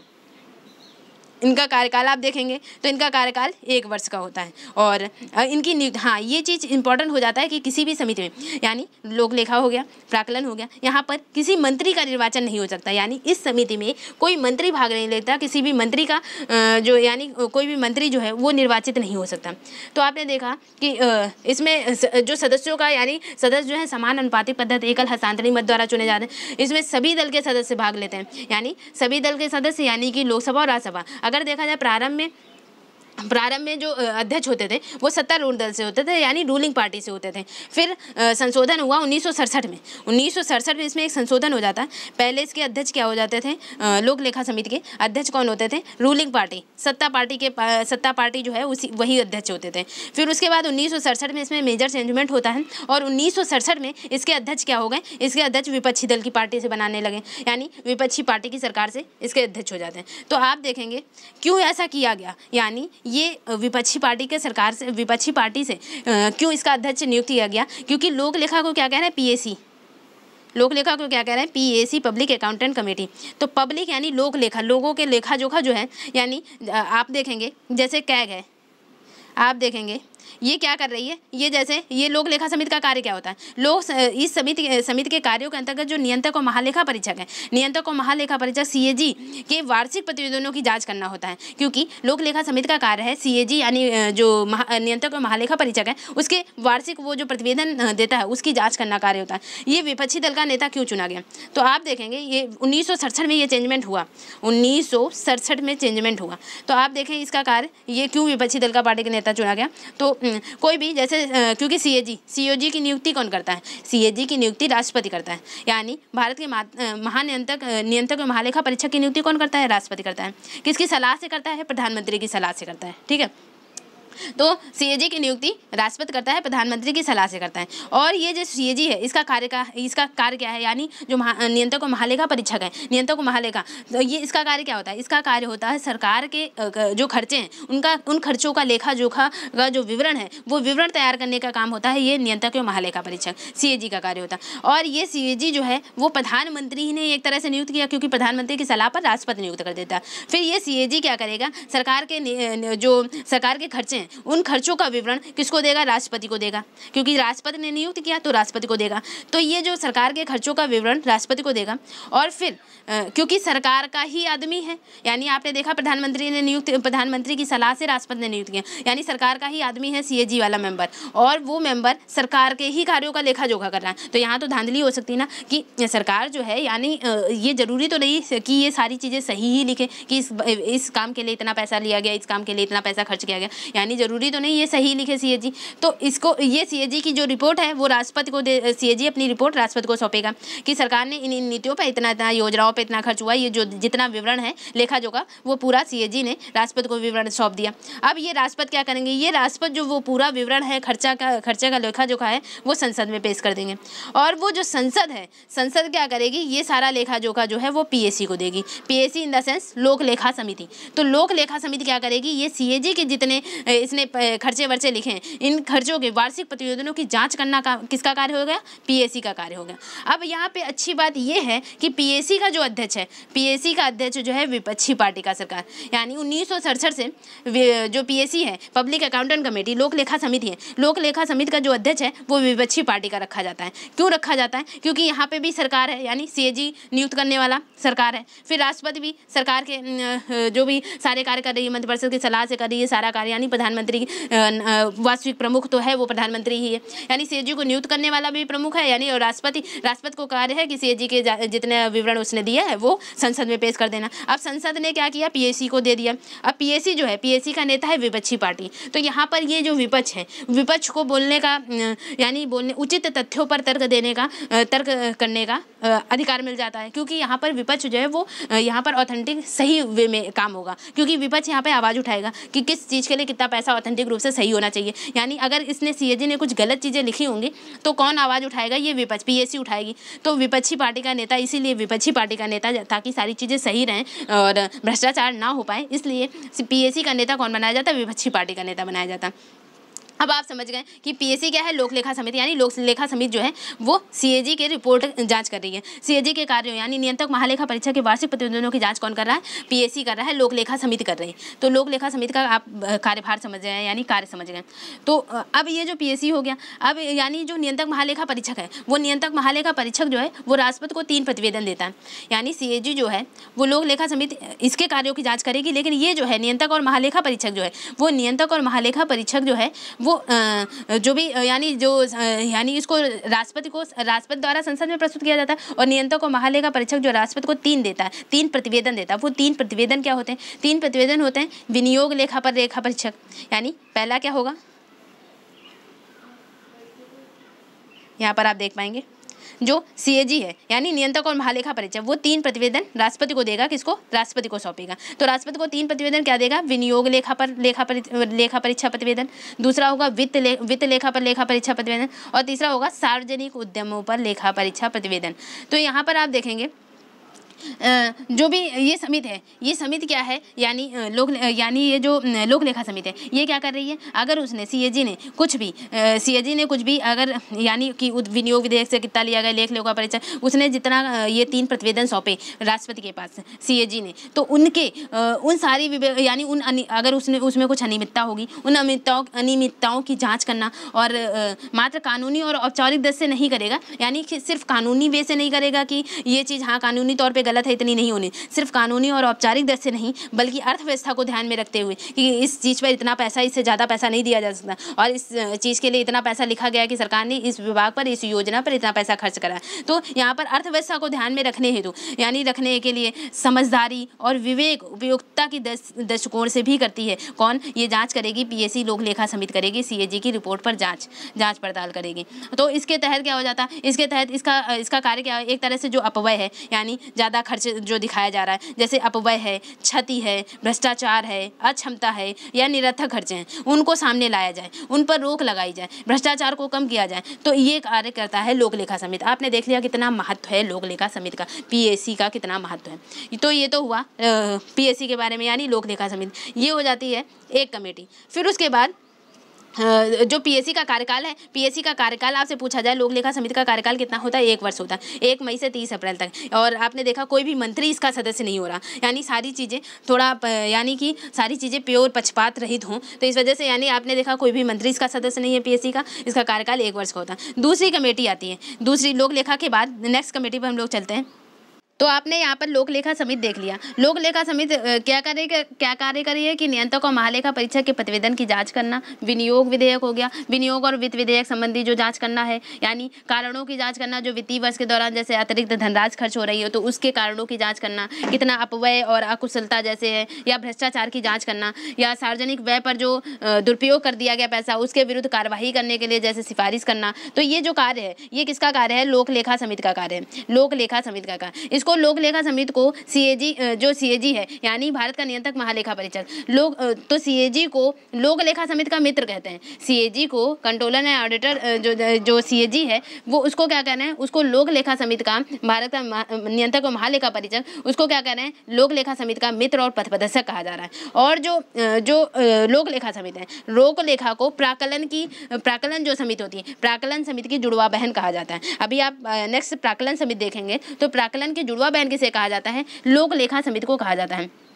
क्योंकि लोक लेखा समिति अपनी रिपोर्ट जो है अगर क्वेश्चन कैसे बनता है, लोक लेखा समिति अपनी रिपोर्ट किसको देती है? तो लोकसभा अध्यक्ष को देती है। और प्राकलन समिति क्यों कहा जा रहा है? प्राकलन समिति की जुड़वा बहन क्यों कहा जा रहा है? क्योंकि प्राकलन समिति के साथ मिलकर ही ये सार्वजनिक खर्चे हैं, उन सार्वजनिक खर्चों पर संसदीय नियंत्रण, जो संसद का नियंत्रण सुनिश्चित करने का काम कौन करता है? वो लोक लेखा समिति करती है, प्राकलन समिति की साथ मिलकर के। इसलिए इसको प्राकलन समिति की जुड़वा बहन कहा जा रहा है। सीओजी को लोक लेखा समिति का मित्र कहा जा रहा है और लोकसभा अध्यक्ष को ये अपनी रिपोर्ट देती है। तो इस तरह से लोक लेखा समिति। अब लोक लेखा समिति से बनने वाले क्वेश्चन आप देख लें, जैसे कि क्या क्या पूछा जाता है। यहाँ पर कुछ रिस्ट्रिक्शन देते हैं, जैसे कि यहाँ पर आप देख पाएंगे कि समितियाँ, अभी मैं एक साथ प्राकलन लोक लेखा के एक साथ क्वेश्चन में पूछ लूँगी।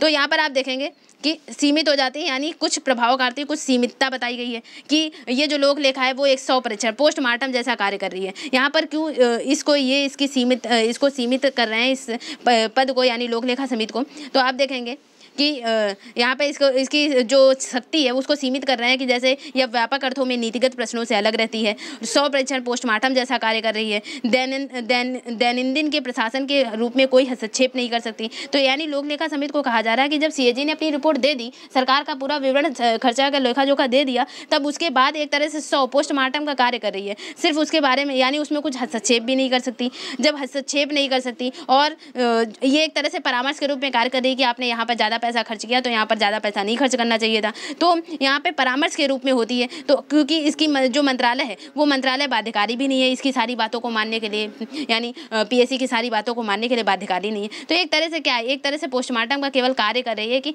सब कुछ पहले हो जा चुका है और उसके बाद केवल 100 परीक्षण कर दिया गया, यानी इसका कोई विशेष महत्व तो नहीं दर्शाया गया। तो ये इसकी सीमितता को दर्शाया जा रहा है कि इसकी जो शक्ति है वो इसकी शक्ति जो है, यानी कभी भी किसी निर्णय पर अंतिम निर्णय नहीं होगा, यानी यदि कोई कार्यकारी निकाय नहीं है या कोई कार्यकारी लोक लेखा समिति कोई कार्यकारी निकाय नहीं है, इसलिए यह आदेश पारित नहीं कर सकती कि इसके निष्कर्षों पर केवल संसद कोई अंतिम निर्णय ले सकती है। तो यानी आपने देखा ये इसकी सीमितता को दर्शा दिया कि सीमित है, यानी एक तरह से 100 परीक्षण की बात है। आप देखेंगे सारी समितियां जो हैं, चाहे लोक लेखा हो गई, प्राकलन हो गई, ये सारे पोस्टमार्टम की तरह ही कार्य कर रहे हैं। जब सारा कामकाज पूरा हो जा रहा है तो उसके बाद केवल जांच करने का काम कर रही हैं, एक तरह से पोस्टमार्टम का काम कर रही है केवल।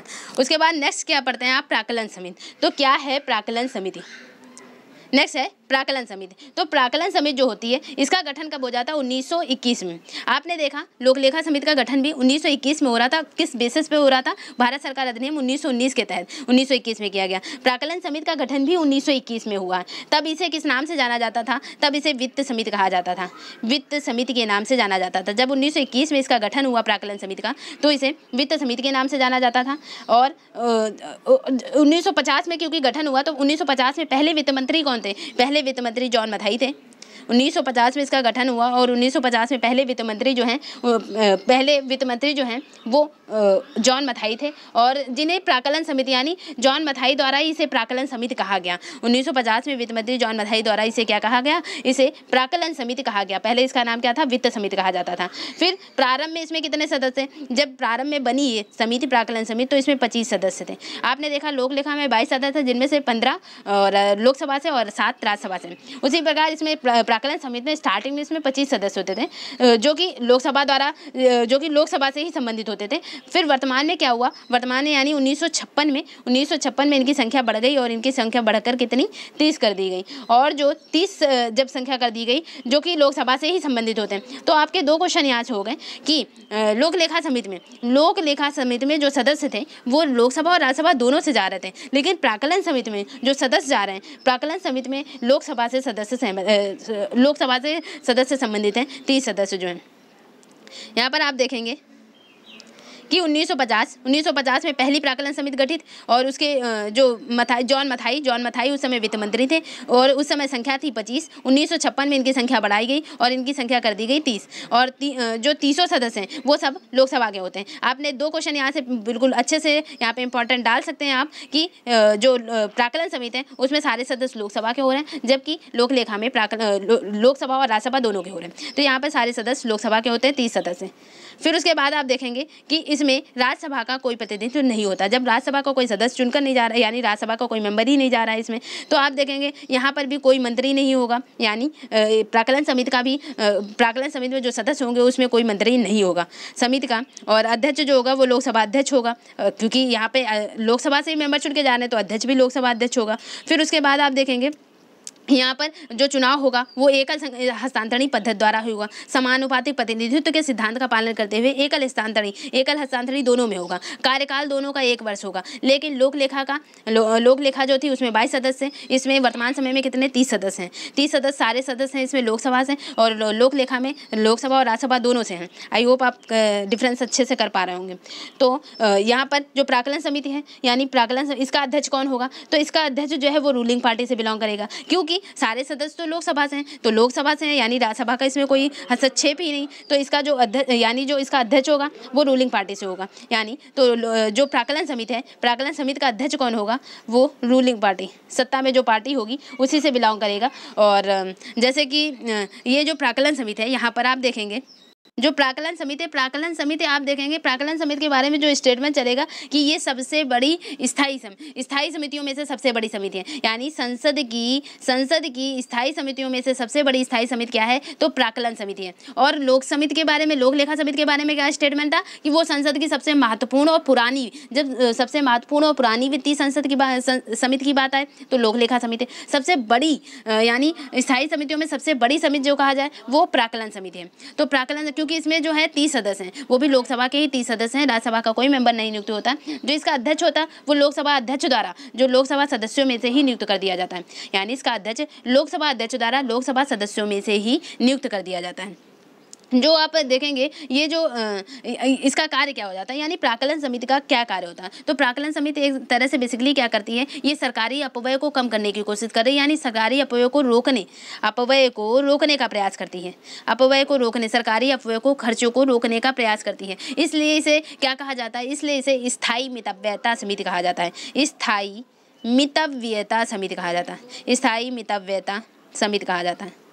समिति कहा जाता है। अगर आपसे क्वेश्चन बनना है कि लोक लेखा समिति की जुड़वा बहन किसे कहा जा रहा है, तो प्राक्कलन समिति को कहा जा रहा है। और प्राक्कलन समिति को किस नाम से जाना जा रहा है, स्थायी मितव्ययता समिति कहा जा रहा है। इसका प्रमुख कार्य क्या है, इसका प्रमुख कार्य जैसे बजट हो गया तो बजट पर अनुमान लगा करके, यानी मितव्ययता, संगठन में सुधार, कार्यकुशलता, प्रशासनिक सुधार किया जा सकता है।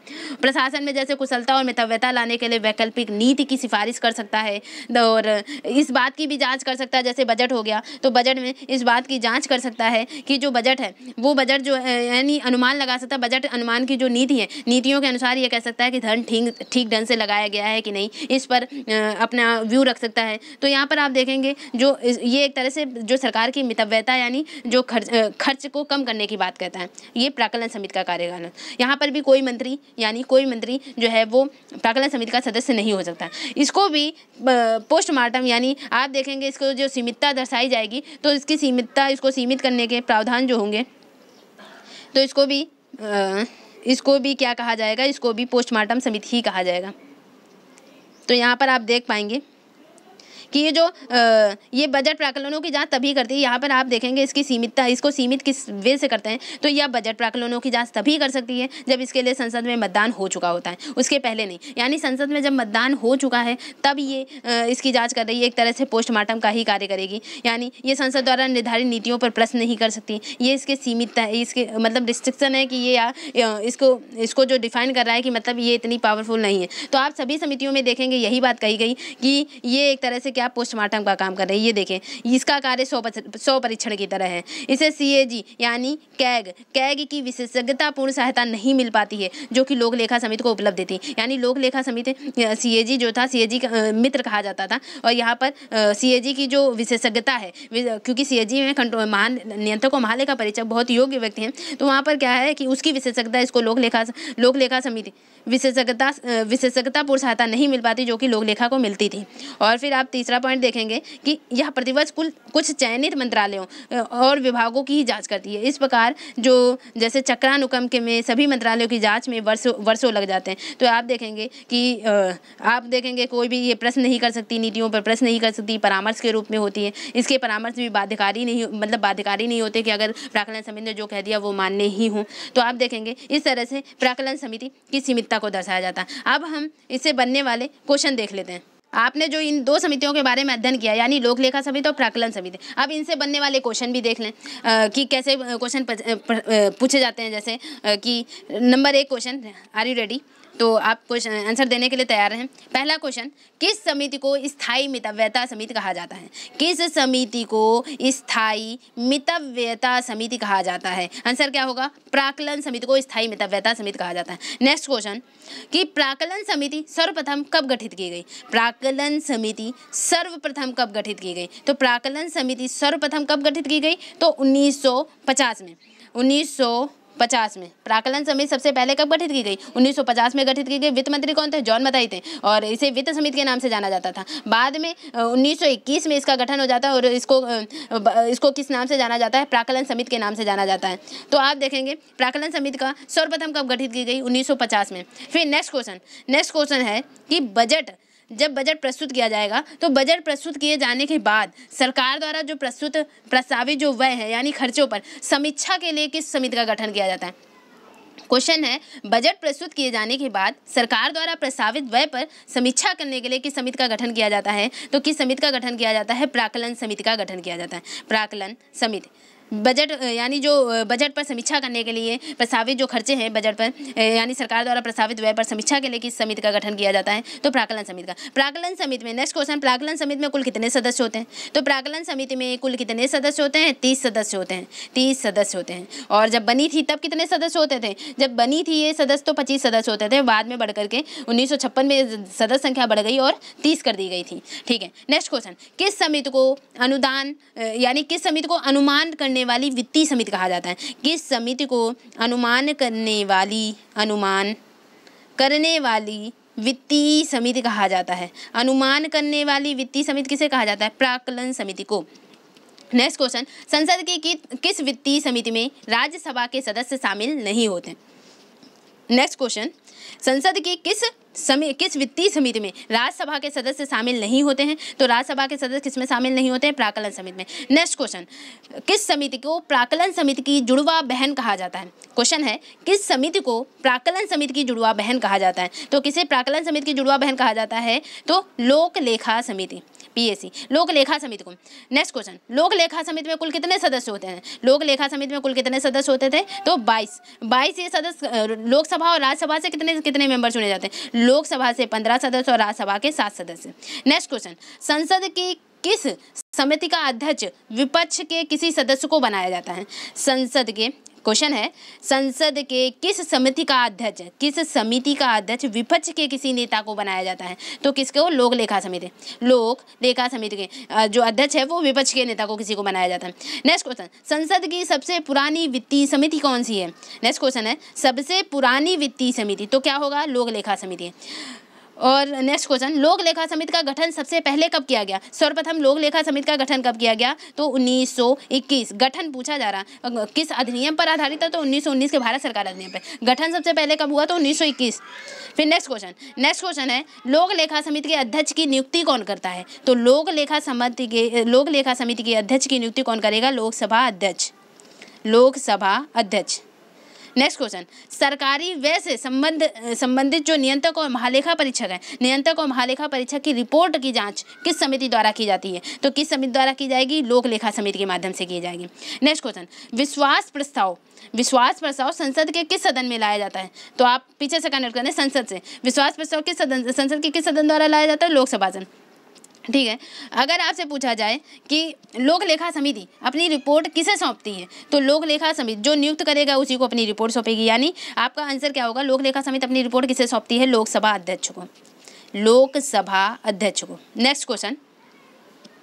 नेक्स्ट क्वेश्चन जैसे कि आम व्यय यानी जो आम खर्चे हैं, तो नेक्स्ट क्वेश्चन क्या होगा? आम व्यय के दुरुपयोग एवं अनियमितताओं को संसद के समक्ष उजागर करने के लिए जो कार्य करती है वो कौन सी समिति करती है? यानी जो नॉर्मल जो खर्चे हैं, खर्चों के दुरुपयोग और अनियमितताओं को संसद के समक्ष उजागर करने का कार्य कौन सी समिति करती है? तो लोक लेखा समिति।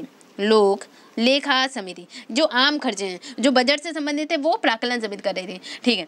जो नेक्स्ट क्वेश्चन, सार्वजनिक व्यय पर संसदीय नियंत्रण का कार्य किन समितियों द्वारा किया जाता है? सार्वजनिक खर्चों पर, अभी आप देखेंगे सार्वजनिक खर्चों पर जो संसदीय नियंत्रण का कार्य है वो किन समितियों द्वारा किया जाता है? तो वित्त समितियों द्वारा। तो वित्त समितियां कौन कौन सी? जैसे प्राक्कलन समिति हो गई, लोक लेखा समिति हो गई, तीसरी हो जाती लोक उपक्रम समिति। तो सार्वजनिक खर्चों पर ये वित्तीय समितियां 3 होती हैं, तो प्राक्कलन समिति, लोक लेखा समिति और सरकारी उपक्रम समिति। अभी आपने 2 देख ली है, तीसरी देखनी है आपको सरकारी उपक्रम समिति।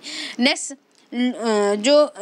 हो जाएगा जैसे कि संसद की स्थायी समितियों में सबसे बड़ी समिति कौन सी है? नेक्स्ट क्वेश्चन जैसे संसद की स्थायी समितियों में सबसे बड़ी समिति कौन सी है? तो प्राक्कलन समिति है। नेक्स्ट क्वेश्चन, प्राक्कलन समिति का गठन संसद के किस सदन में किया जाता है? तो प्राक्कलन समिति में आपने देखा सारे मेंबर लोकसभा के हो रहे हैं, 30 सदस्य हो रहे हैं। तो प्राक्कलन समिति का गठन संसद के किस सदन में किया जा रहा है? तो लोकसभा में किया जाएगा। नेक्स्ट क्वेश्चन, सरकारी अपव्यय को रोकने के लिए नियमों की सिफारिश करने के लिए कौन सी संसदीय समिति करती है? सरकारी अपव्यय, यहाँ पे वर्ड होगा अपव्यय। और लोक लेखा में क्या होगा? आम व्यय के दुरुपयोग और अनियमितताओं के संसद के समय। जबकि प्राक्कलन समिति में क्वेश्चन क्या है? प्राक्कलन समिति के बारे में, यानी मैंने आंसर बता दिया। तो यहाँ पर आपसे क्वेश्चन क्या कह रहे हैं कि सरकारी अपव्यय को रोकने के लिए नियमों की सिफारिश कौन संसदीय समिति करेगी? तो प्राक्कलन समिति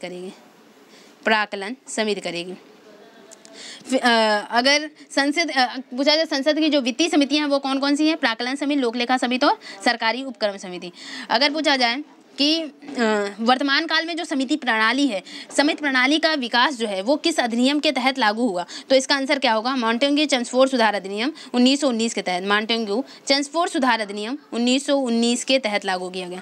नेक्स्ट क्वेश्चन कि संसदीय समितियों का जो गठन है वो किस नियम के तहत किया गया? संसदीय समितियों का गठन किस नियम के तहत किया गया? तो संसद की प्रक्रिया और कार्य संचालन नियम के तहत।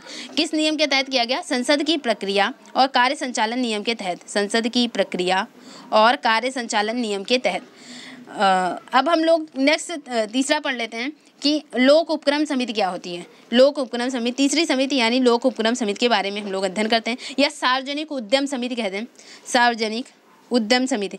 तीसरी क्या है? तीसरी वित्त समिति जो है वो लोक उपक्रम समिति यानी सार्वजनिक उद्यम समिति के बारे में पढ़ना है। तो इस समिति का गठन कब होता है? 1964 में होता है। यानी सरकारी उपक्रम समिति या सार्वजनिक उद्यम समिति जो है इसका गठन कब होता है? तो इसे लोक उपक्रम समिति भी कहा जाता है। सरकारी उपक्रम या सार्वजनिक उद्यम समिति जो है इसे किस नाम से जाना जाता है? लोक उपक्रम समिति भी कहा जाता है। लोक उपक्रम समिति भी कहा जाता है। तो लोक उपक्रम समिति जो है यानी public undertaking committee, PUC, public undertaking committee, public undertaking committee. तो यहाँ पर आप सरकारी उपक्रम समिति जो है इसे लोक उपक्रम समिति क्या कहा जाता है। इसका गठन कब होता है, तो इसका गठन 1964 में होता है। इसका गठन 1964 में होता है और कृष्णा मेनन समिति की सिफारिश के आधार पर हुआ। आपसे क्वेश्चन पूछा जाएगा सार्वजनिक उद्यम समिति या सार्वजनिक उपक्रम समिति है, उसका गठन किस समिति के सिफारिश पर हुआ, तो आंसर क्या होगा 1964 में। इसका गठन 1964 में हुआ, किस समिति के सिफारिश पर, तो कृष्णा मेनन समिति की सिफारिश पर। तो कृष्णा मेनन समिति की सिफारिश पर इसका गठन हो जाता है। इसमें कितने मेंबर होते हैं, तो इसमें जो होते हैं इसमें 15 सदस्य चुने जाते हैं। अगर देखा जाए कि इसमें प्रारंभ में 15 सदस्य चुने जाते थे, बाद में इनकी संख्या बढ़ जाती है, यानी 15 सदस्य चुने जाते थे, जिनमें से 10 लोकसभा से और 5 राज्यसभा से। जिनमें से 15 में से 10 लोकसभा से, क्योंकि 2:1 समथिंग यही मतलब ज़्यादा से ज़्यादा लोकसभा के सदस्य होंगे, तो 10 लोकसभा से और 5 राज्यसभा से। बाद में इनकी संख्या बढ़ जाती है 1974 में। 1974 में इनकी संख्या 15 से बढ़ करके कितनी हो जाती है, 15 से बढ़ करके अगर वर्तमान सिनेरियो में देखा जाए तो इनकी संख्या जैसे 1974 में इनकी संख्या 7 की गई है। प्रारंभ में इसकी सदस्य संख्या कितनी, तो प्रारंभ में इसकी सदस्य संख्या 15 है। बाद में इसकी सदस्य संख्या बढ़कर कितनी हो गई, 22 हो गई। 22 में से जो 15 हैं, 15 लोकसभा से और 7 राज्यसभा से। यानी वर्तमान सिनेरियो क्या देखेंगे, जैसे लोक लेखा समिति आपने देखा उसमें 22 सदस्य होते थे, वैसे ही सार्वजनिक उपक्रम समिति में भी 22 सदस्य हैं वर्तमान सिनेरियो में, जिनमें से 15 लोकसभा से हैं और 7 राज्यसभा से। यही सेम जो अनुपात है वो लोक लेखा समिति में। तो 15 लोकसभा से 7 राज्यसभा से सदस्य संख्या जो है इनकी ली जाती है। ये चेंजमेंट कब हुआ, यानी 15 से 21 कब 15 से 22 ये कब बढ़े, तो 15 से 22 1974 में इनकी सदस्य संख्या 15 से 22 कर दी जाती है। इनका चुनाव भी एकल हस्तांतरण पद्धति द्वारा होता है, समानुपातिक प्रतिनिधित्व के सिद्धांत पर होता है। यानी तीनों का आपने देखा, तीनों का चुनाव कैसे हो रहा, चाहे लोक लेखा जितनी भी वित्त समितियां हैं, 3 वित्त समितियां आपने देखी, प्राक्कलन, लोक लेखा और सार्वजनिक उपक्रम समिति, इनका चुनाव कैसे हो रहा, तो इनका चुनाव जो है यानी इनके सदस्यों को जो है एकल हस्तांतरण समानुपातिक प्रतिनिधित्व के सिद्धांतों के आधार पर चुना जा रहा है। एकल हस्तांतरणी मत के माध्यम से और समानुपातिक प्रतिनिधित्व के सिद्धांत के आधार पर चुना जा रहा है। इसमें प्रत्येक दल का प्रतिनिधित्व सुनिश्चित कर दिया जाता है और इनका कार्यकाल कितना होता है, 1 वर्ष। यानी तीनों समितियों का कार्यकाल आपने देखा 1 वर्ष है। उसमें कोई भी किसी वित्त समिति में कोई मंत्री समिति का सदस्य नहीं बन सकता है। लोकसभा अध्यक्ष जो है लोकसभा सदस्यों में से किसी एक को समिति का अध्यक्ष नियुक्त कर देता है, चाहे वो प्राक्कलन समिति हो, चाहे सार्वजनिक उद्यम समिति हो गई। लेकिन लोक लेखा समिति में अध्यक्ष जो होता है लोकसभा का अध्यक्ष होता था। यहाँ पर आप प्राक्कलन में देख रहे हैं और सार्वजनिक उद्यम में यहाँ पर क्या है, लोकसभा अध्यक्ष जो है लोकसभा सदस्यों में से किसी एक को समिति का अध्यक्ष नियुक्त कर देते हैं। इस प्रकार आप देखेंगे कि जो राज्यसभा है, राज्यसभा के सदस्य इस समिति के अध्यक्ष नहीं बन सकते। अगर आपसे पूछा जाए जो प्राक्कलन है उसमें तो भाग ही नहीं ले रहे राज्यसभा के सदस्य। जो सार्वजनिक उद्यम समिति है, सार्वजनिक उद्यम समिति में अध्यक्ष पद जो है वो राज्यसभा के सदस्य जो हैं इस समिति के अध्यक्ष नहीं बन सकते हैं। इसमें भी जैसे कि अगर कहा जाए इसकी भी जो कहा जाता है कि जो अपवाद है यानी जो सीमितता दर्शाई जाती है, इसको भी क्या कहेंगे, इसको भी 100 परीक्षण की तरह कहेंगे, क्योंकि इसके जो परामर्श होंगे जो इसको परामर्श को मानने के लिए बाध्यकारी नहीं हो जाते। जो परामर्श देगा तो इसके परामर्श को मानने के लिए मंत्रालयों के लिए बाध्यकारी नहीं होते। ये जांच नहीं कर सकती, तकनीकी मामलों की जांच नहीं कर सकती। और इनके सदस्य जो हैं, क्योंकि इनके सदस्य तकनीकी विशेषज्ञ नहीं होते, इसलिए ये इनकी जांच भी नहीं कर सकती सार्वजनिक उद्यम समिति जो बनाई जाती है। 1 वर्ष के अंदर ज़्यादा से ज़्यादा ये लोग 10 से 12 सार्वजनिक उद्यमों की जाँच के मामले, यानी 10 से 12 से अधिक सार्वजनिक उद्यम के जांच के मामले नहीं ले सकते। यानी यहाँ पर इनको सीमितता दर्शा दी गई कि आप ये इतना ही काम कर सकते हैं। तो यानी इनके सीमित समिति जो है उसकी प्रभावकारिता को यहाँ पर सीमाएं हैं, तो उस कुछ सीमाएं हो जाती, कुछ रिस्ट्रिक्शन हो जाते कि ये 10 से 12 से सार्वजनिक उद्यमों की जांच नहीं कर सकते। इनका कार्य एक तरह से पोस्टमार्टम का है कि सारा काम पहले कुछ हो जाता है, उसके बाद जांच वाँच करने का काम इन समितियों को सौंप दिया गया, जो कि इतना यानी एक तरह से कहते हैं कि कॉन्स्टिट्यूशन को बढ़ा दिया गया और बाकी इनका कोई बहुत रोल नहीं हो रहा। लेकिन हाँ, कुछ महत्व भी है, हर चीज़ के कोई पॉजिटिव और नेगेटिव इफेक्ट दोनों के हर चीज़ के होते हैं। तो यहाँ पे पॉजिटिव इफेक्ट ये हो रहा है कि जो सरकार की नीतियाँ ये सारे कार्यों का क्रियान्वयन करने का काम इन पर सौंपा जा रहा है। उसके बाद लेकिन आप देख रहे हैं कि ये बाध्यकारी नहीं है, क्योंकि किसी के द्वारा यानी जो भी कार्य किए जा रहे हैं वो बाध्यकारी नहीं है। इनके द्वारा ये जो परामर्श दे रही है समितियाँ, इनके परामर्श बाध्यकारी न होने के कारण इनकी जो सीमाएँ हैं वो इनकी सीमाएँ बंध जा रही हैं, यानी इन पर रिस्ट्रिक्शन लग जा रहा है। तो ये एक तरह से बहुत प्रभावकारी भूमिका नहीं निभा पा रही हैं ये समितियाँ। तो आप देखेंगे अगर इसे लोक उपक्रम समिति से क्वेश्चन पूछा जाए तो लोक उपक्रम समिति से कैसे क्वेश्चन बन सकता है, जैसे किस समिति द्वारा सरकारी उपक्रमों में मितव्ययता लाने, उसके संगठन, प्रबंधन, उत्पादन में सुधार करने और समुन्नतीकरण करने के बारे में सुझाव दिया जाता है। तो सुझाव कौन देगा? लोक उपक्रम समिति। सुझाव कौन देगा? लोक उपक्रम समिति द्वारा सुझाव दिया जाएगा। नेक्स्ट क्वेश्चन, जैसे कि लोक उपक्रम समिति के सदस्यों में से एक सदस्य को कौन समिति का अध्यक्ष नियुक्त करता है? नेक्स्ट क्वेश्चन, लोक उपक्रम समिति के सदस्यों में से एक सदस्य को कौन इस समिति का अध्यक्ष नियुक्त करता है? तो कौन इस समिति का अध्यक्ष नियुक्त करता है? वो कौन करता है? लोकसभा अध्यक्ष।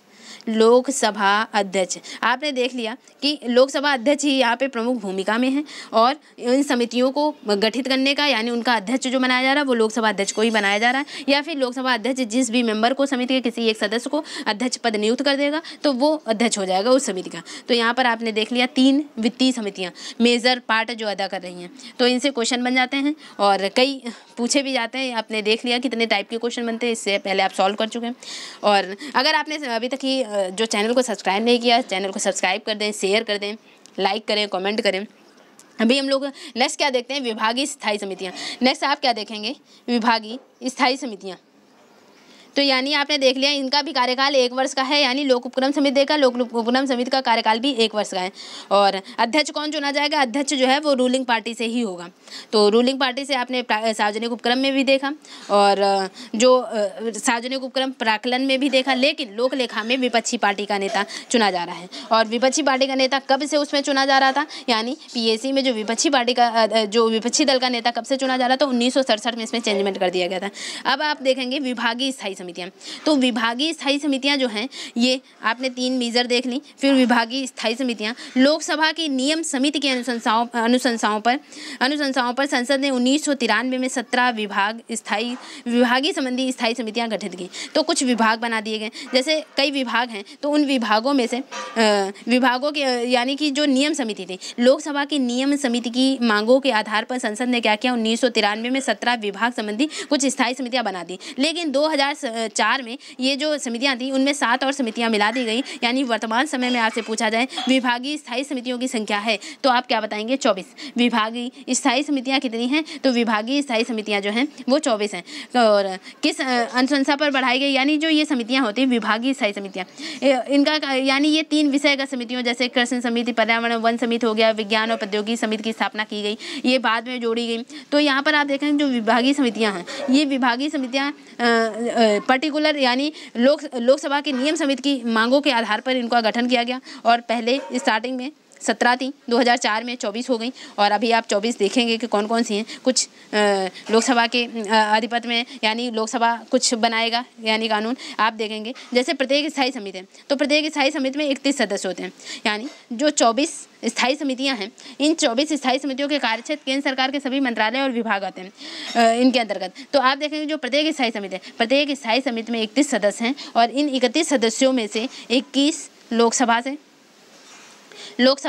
और 10 जो हैं वो राज्यसभा से। आप देखेंगे मैक्सिमम अनुपात आपको 2:1 मिलने वाला है। लोकसभा से 2 भाग लिया जाएगा और लगभग 1 भाग जो होगा वो राज्यसभा से लिया जाएगा। तो आप उसी 31 हैं तो 21 जो हैं वो लोकसभा से और 10 जो हैं वो राज्यसभा से होते हैं। तो स्थायी समितियों का उद्देश्य क्या होता है? इनका उद्देश्य जो होता है संसद के प्रति जो कार्यपालिका है यानी कार्यपालिका जो मंत्रिपरिषद है, तो मंत्रिपरिषद को अधिक उत्तरदायी बनाने का काम जो होता है वो स्थायी समितियों का होता है। विशेषकर जो वित्तीय दायित्व है तो वित्तीय दायित्व के संबंध में यानी ये समितियाँ क्या करेंगे? संसद की बजट पर अत्यधिक जो सार्थक चर्चा होगी, सार्थक चर्चा में ये विभागीय समितियां जो हैं वो सहायक हो जाती हैं। और इन 24 स्थायी समितियों के कार्यक्षेत्र भी केंद्र सरकार के सभी मंत्रालय और विभाग आ जाते हैं। मतलब ये 24 समितियां हैं, 24 स्थायी समितियां जो हैं ये 24 स्थायी समितियों के अंतर्गत कौन कौन से विभाग आते हैं? तो इसके अंतर्गत जो जितने केंद्र सरकार हैं, केंद्र सरकार के जितने मंत्रालय हैं, जैसे कह दिया रेल मंत्रालय, उद्योग मंत्रालय, कपड़ा परिवहन मंत्रालय, ये जो परिवहन मंत्रालय, ये जो मंत्रालय हैं ये मंत्रालय किसके अंतर्गत आते हैं? ये 24 जो स्थायी समितियां हैं इन्हीं के अंतर्गत आते हैं। तो अब आप बहुत अच्छे से डिफाइन कर पाएंगे ये जो 24 स्थायी समितियां हैं इनके कार्यक्षेत्र क्या हैं? इनके कार्यक्षेत्र में केंद्र सरकार के सभी मंत्रालय और विभाग आ जाते हैं। और ये जो प्रत्येक स्थायी समिति है इसमें कितने मेंबर होते हैं? अब आपको ये भी जानने की मतलब आप जान गए कि जो स्थायी समिति है उसमें 31 सदस्य हो रहे हैं, उनमें से 21 जो है वो लोकसभा से हैं और 10 जो है वो राज्यसभा से हो जाते हैं। लोकसभा के सदस्यों का चुनाव लोकसभा के दौरान अगर आप देखेंगे कि लोकसभा के सदस्यों का चुनाव जो है वो लोकसभा अध्यक्ष सदस्यों में से ही करते हैं। लोकसभा के सदस्यों का जो चुनाव है वो लोकसभा अध्यक्ष जो हैं वो सदस्यों में से ही करते हैं, जबकि राज्यसभा के सदस्य जो हैं वो सभापति द्वारा चुने जाते हैं। तो आपने देखा 31 मेंबर थे, 31 में से 21 लोकसभा से थे और 10 मेंबर जो हैं वो राज्यसभा से चुने गए। तो ये जो 31 हैं वो लोकसभा अध्यक्ष चुनेगा और ये जो हैं 10 ये राज्यसभा का सभापति चुनेगा। फिर उसके बाद ये जो स्थायी समितियाँ हो जाती हैं, विभागीय स्थायी समितियाँ, 24 स्थायी समितियाँ वर्तमान समय में सिनेरियो में। तो किसी भी स्थायी समिति में कोई मंत्री सदस्य नहीं बनता। आपने देख लिया जितनी भी स्थायी समितियाँ बन रही हैं या किसी भी में कोई मंत्री भाग नहीं ले रहा, कोई भी मंत्री ये। और उसके बाद आप देखें यह समिति सदस्यों में से कोई, यह समिति जो है सदस्यों में से कोई सदस्य जो है मंत्री के रूप में नियुक्त हो जाए। यदि समिति के सदस्यों में से कोई सदस्य मंत्री के रूप में नियुक्त किया जाता है तो वह उस समिति का सदस्यता, तो तब उसकी समिति की सदस्यता जाती रहती है। यानी यदि समिति सदस्यों में से कोई सदस्य जो है मंत्री के रूप में नियुक्त हो जाता है तब उसकी समिति की सदस्यता जो है वो जाती रहती है। यानी गठन के समय से लेकर समिति का जो कार्यकाल है वो एक वर्ष का होता है। हर समिति का कार्यकाल 1 वर्ष का होता है। तो जो 24 स्थायी समितियाँ हैं उन 24 में से, अगर जो 24 स्थायी समितियाँ हैं उन 24 में से 8 समितियाँ जो हैं वो राज्यसभा में, 8 समितियाँ जो हैं वो राज्यसभा और जो 16 हैं, 16 जो हैं वो लोकसभा के अंतर्गत कार्य करती हैं। 24 स्थायी समितियां हैं जिनमें से 8 समितियां राज्यसभा के अंतर्गत कार्य करती हैं और 16 समितियां जो होती हैं वो लोकसभा के अंतर्गत कार्य करती हैं। लोकसभा के अंतर्गत कार्य करती हैं। इन 24 स्थायी समितियां जो हैं और उनके कार्यक्षेत्र के अंतर्गत जो मंत्रालय और विभाग आते हैं उनको यहाँ पर दर्शाने का प्रयास किया गया है। तो आप देखेंगे जो विभागीय स्थायी समितियां हैं, तो स्थायी समितियों में से पहले राज्यसभा के अंतर्गत कितनी विभाग, कितने मंत्रालय आएंगे, तो 8 मंत्रालय जो हैं वो राज्यसभा के अंतर्गत और 16 मंत्रालय जो हैं वो लोकसभा के अंतर्गत आ रहे हैं। तो ये 24 स्थायी समितियां। तो इनमें से आप देखेंगे राज्यसभा के अंतर्गत समितियां, तो राज्यसभा के अंतर्गत कौन से मंत्रालय आ रहे हैं। तो आप देखेंगे कौन सी समिति जो है, जैसे वाणिज्य उद्योग मंत्रालय हो गए, गृह मंत्रालय, गृह मामले जो हैं, तो यहाँ पर ये किसके अंतर्गत, राज्यसभा के अंतर्गत समितियाँ हैं। तो वाणिज्य समिति, वाणिज्य उद्योग का मंत्रालय, गृह मंत्रालय, गृह समिति बनाई गई। मानव संसाधन विकास मंत्री, आप जानते हैं मानव संसाधन विकास मंत्री। तो ये आप देखते हैं कि जब शपथ ग्रहण समारोह होता है तो सबको हर मंत्रालय सौंपे जाते हैं। तो यहाँ पे 24 विभागीय समितियाँ हैं और जो विभागीय समितियाँ जो हैं ये जो जैसे लोकसभा और राज्यसभा, यानी ये जो 24 स्थायी समितियाँ हैं ये क्या कर रही हैं, इनमें से 8 जो हैं वो राज्यसभा के अंतर्गत कार्य करती हैं और जो 16 समितियाँ हैं वो लोकसभा के अंतर्गत कार्य करती हैं। ये समितियाँ कौन कौन सी हैं, वाणिज्य समितियाँ, वाणिज्य उद्योग, गृह मंत्रालय, ये राज्यसभा के अंतर्गत समितियाँ। मानव संसाधन विकास समिति, उद्योग समिति, विज्ञान और प्रौद्योगिकी समिति, परिवहन, पर्यटन और संस्कृति समिति, इस स्वास्थ्य कार्य और परिवार कल्याण समिति, कार्मिक एवं लोक शिकायत समिति, विधि एवं न्याय समिति। यहाँ पे क्वेश्चन कैसे बनता है, यहाँ पर क्वेश्चन बनेगा कि उपर्युक्त समिति या कोई समिति जो है नाम ले लेगा, उसमें आ जाएगा, यानी 3 समितियों के नाम दे दिया कि मानव संसाधन विकास समिति, उद्योग समिति और विज्ञान एवं प्रौद्योगिकी समिति, और एक समिति डाल दी जल संसाधन समिति। तो उपर्युक्त 4 विकल्प, यानी उपर्युक्त इन 4 विकल्पों में से राज्यसभा के अंतर्गत समिति है। ऑप्शन है आपके 1, 2, 3 और दूसरा ऑप्शन है 2, 3, 4, तीसरा ऑप्शन है 3, 4, 1 और चौथा ऑप्शन है 1, 2, 3, 4 चारों। तो आपका आंसर क्या होगा, आपका आंसर यहाँ पे कौन सा सही होगा। आपने क्वेश्चन ध्यान से सुना तो आपको आंसर पता चल रहा होगा, सिर्फ पहला आंसर सही है, यानी 1, 2, 3, क्योंकि जल मंत्रालय किसके अंतर्गत आ रहा है, यानी जल संसाधन समिति किसके अंतर्गत आ रही, जल संसाधन समिति लोकसभा के अंतर्गत आएगी। और आपने सिर्फ 3 ही है, मानव संसाधन विकास समिति, उद्योग समिति और विज्ञान और प्रौद्योगिकी समिति, तो ये किसके अंतर्गत आएंगी, ये राज्यसभा के अंतर्गत समितियाँ। तो यहाँ पर इस तरह से क्वेश्चन बनता है।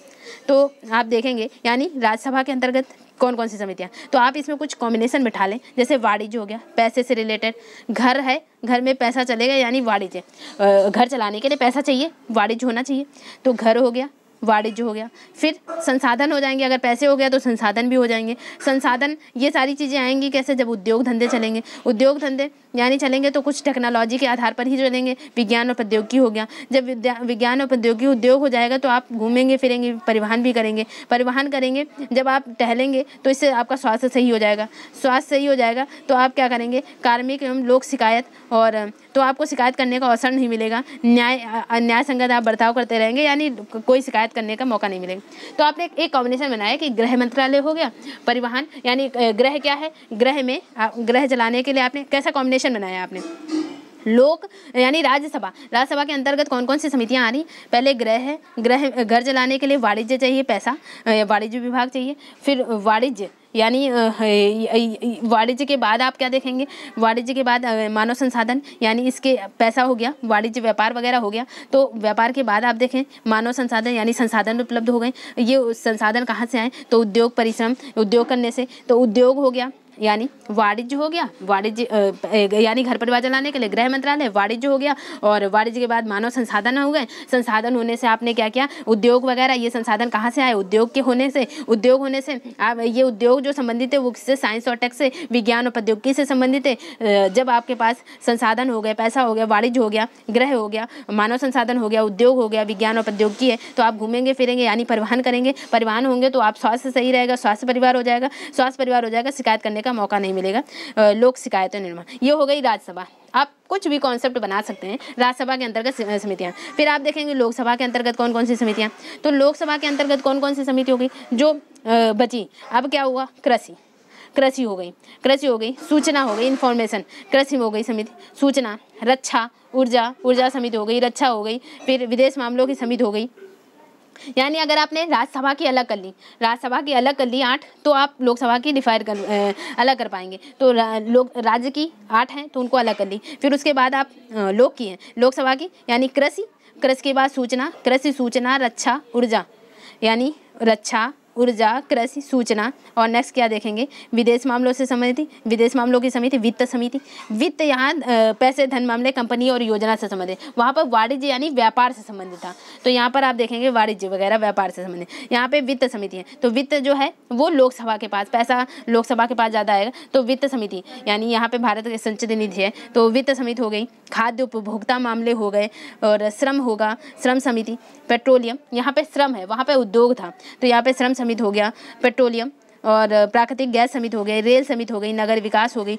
तो विकास जो भी होगा, जैसे नगरों में विकास होगा तो जल की आवश्यकता होगी, रसायन उर्वरक समिति हो गई, ग्रामीण विकास हो गया, या कृषि हो गया, या कोयला हो गया। तो ये सब काम कौन करेगा? लोकसभा वाले। यानी लोकसभा यानी जिसकी सरकार होगी, तो यहाँ पर क्या होगा? सामाजिक न्याय हो गया, न्याय का कार्य, कोयला और इस्पात समिति हो गया, ग्रामीण विकास समिति, रसायन हो गया, जल संसाधन हो गया, नगर हो गया, रेल हो गया, कृषि हो गया, श्रम हो गया, खाद्य उपभोक्ता मामले हो गए, और वित्त हो गया, विदेश मामले हो गए, सूचना प्रौद्योगिकी हो गई, रक्षा हो गई, ऊर्जा हो गई, और कृषि समिति। आई होप मैंने 2 बार रिवाइज करा दिया, तो आपको ये चीज़ें लोकलेखा यानी कि लोकसभा के अंतर्गत कौन कौन सी 16 समितियां आ रही, और राज्यसभा के अंदर कौन कौन सी समितियां, यानी राज्यसभा के अंतर्गत 8 समितियां, लोकसभा के अंतर्गत आगे नेक्स्ट जो 16 समितियां थी, टोटल हो गई 24 समितियां।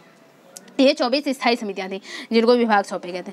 अब इनसे बनने वाले अगर क्वेश्चन मैं पूछ लूँ आपसे, कि अगर आपसे इन समितियों से बनने वाले क्वेश्चन अगर पूछा जाए, जैसे, या फिर आगे आप और देख लें, फिर मैं क्वेश्चन पूछ लेती हूँ कि प्रत्येक स्थायी समिति के कार्य।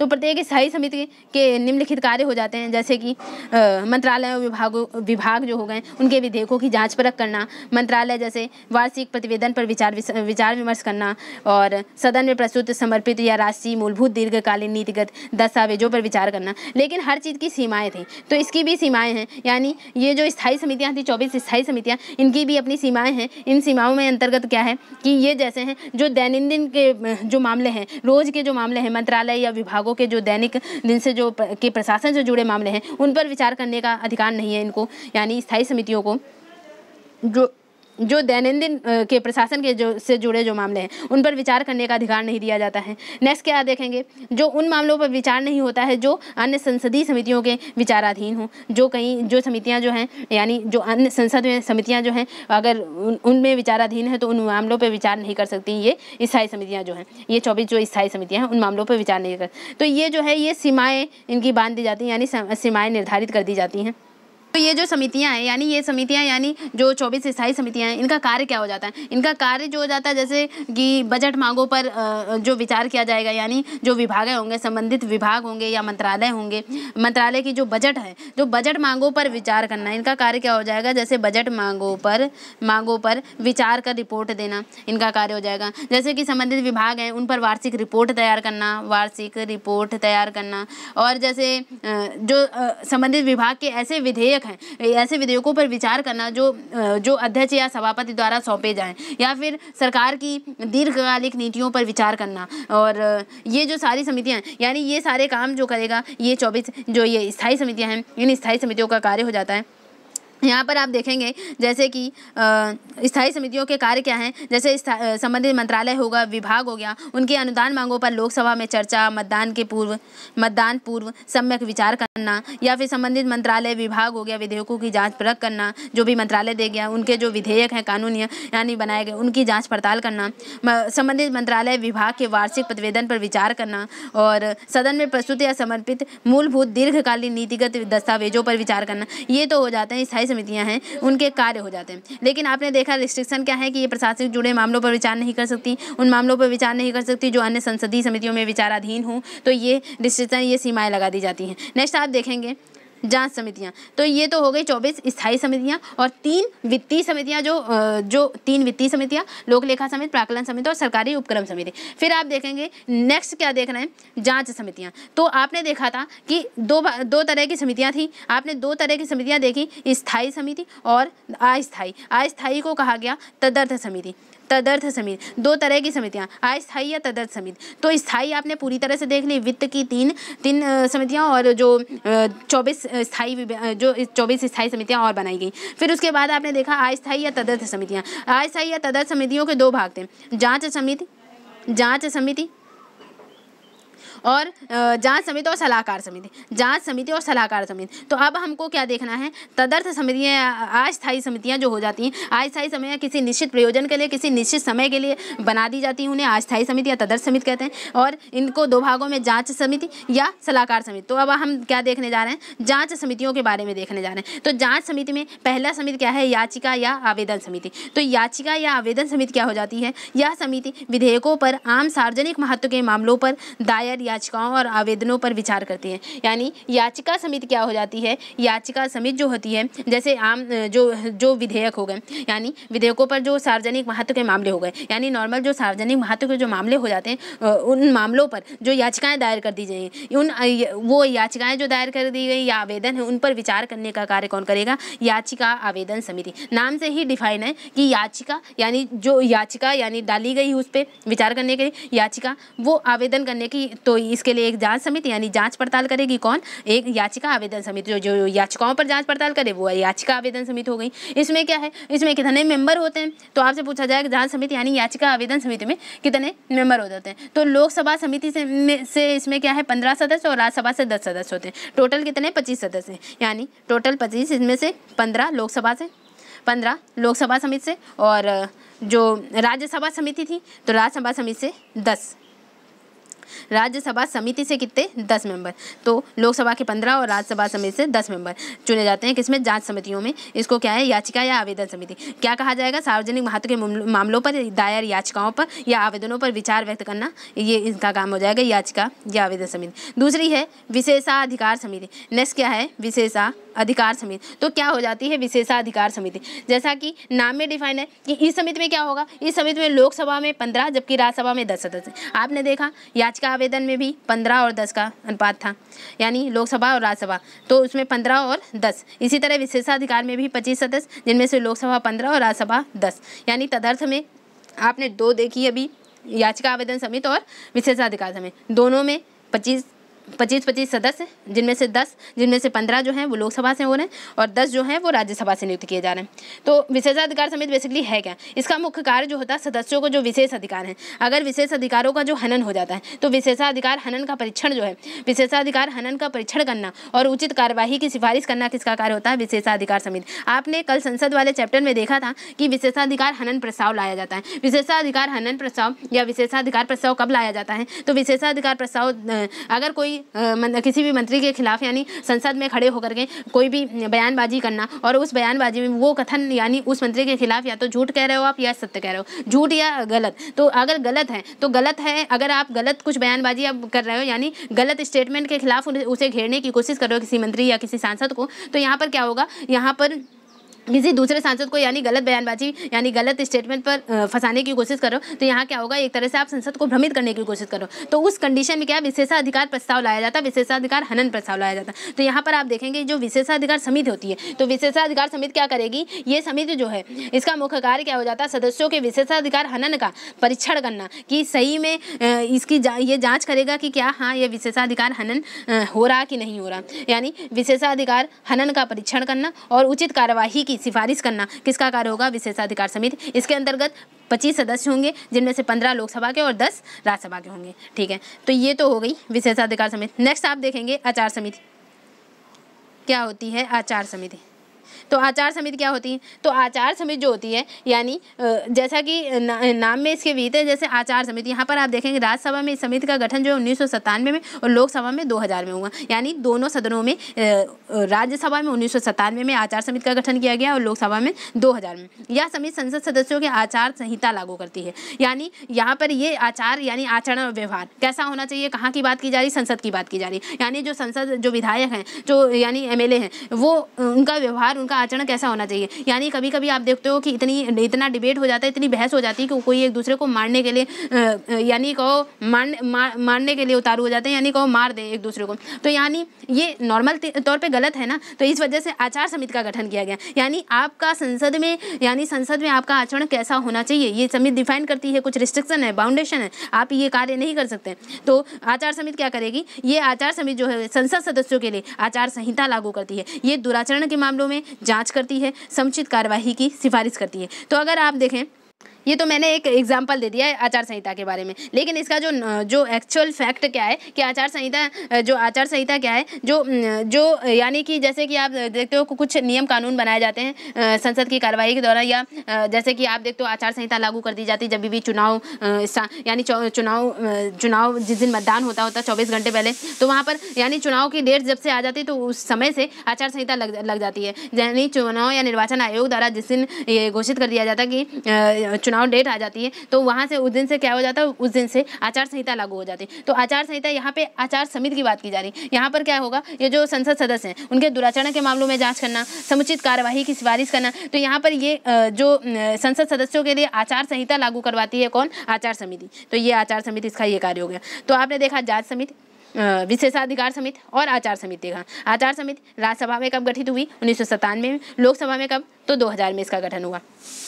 जांच और नियंत्रण के लिए अन्य समितियां भी होती हैं। जांच और नियंत्रण के लिए अन्य समितियां, ये आप जांच समिति के ही पार्ट देख रहे हैं कि याचिका आवेदन समिति, विशेषाधिकार समिति, आचार समिति। तो जांच और नियंत्रण के लिए अन्य समितियां जैसे कि सरकारी आश्वासन समिति। तो सरकारी आश्वासन क्या होगा, आश्वासन देना, मतलब यह समिति मंत्रियों द्वारा जो समय समय पर दिए गए आश्वासन हो गए, वचन हो गए, प्रतिज्ञाओं की जाँच करती है। यानी किसी भी मंत्री ने कहा कि जैसे आपके यहाँ यानी जल की व्यवस्था की जाएगी इतने से इतने टाइम पीरियड में, या कुछ भी जो भी आश्वासन दिया जाता है, उन आश्वासनों की जाँच कौन करेगा, ये सरकारी आश्वासन समिति। उनका कार्यान्वयन हुआ कि नहीं इस पर प्रतिवेदन देती है सरकारी आश्वासन समिति। दूसरी हो जाती है अधीनस्थ विधायन समिति। अधीनस्थ यानी जैसे कि अधीनस्थ, इसमें क्या हो गया, इस समिति की सदस्य संख्या कितनी होती है, 15 होती है।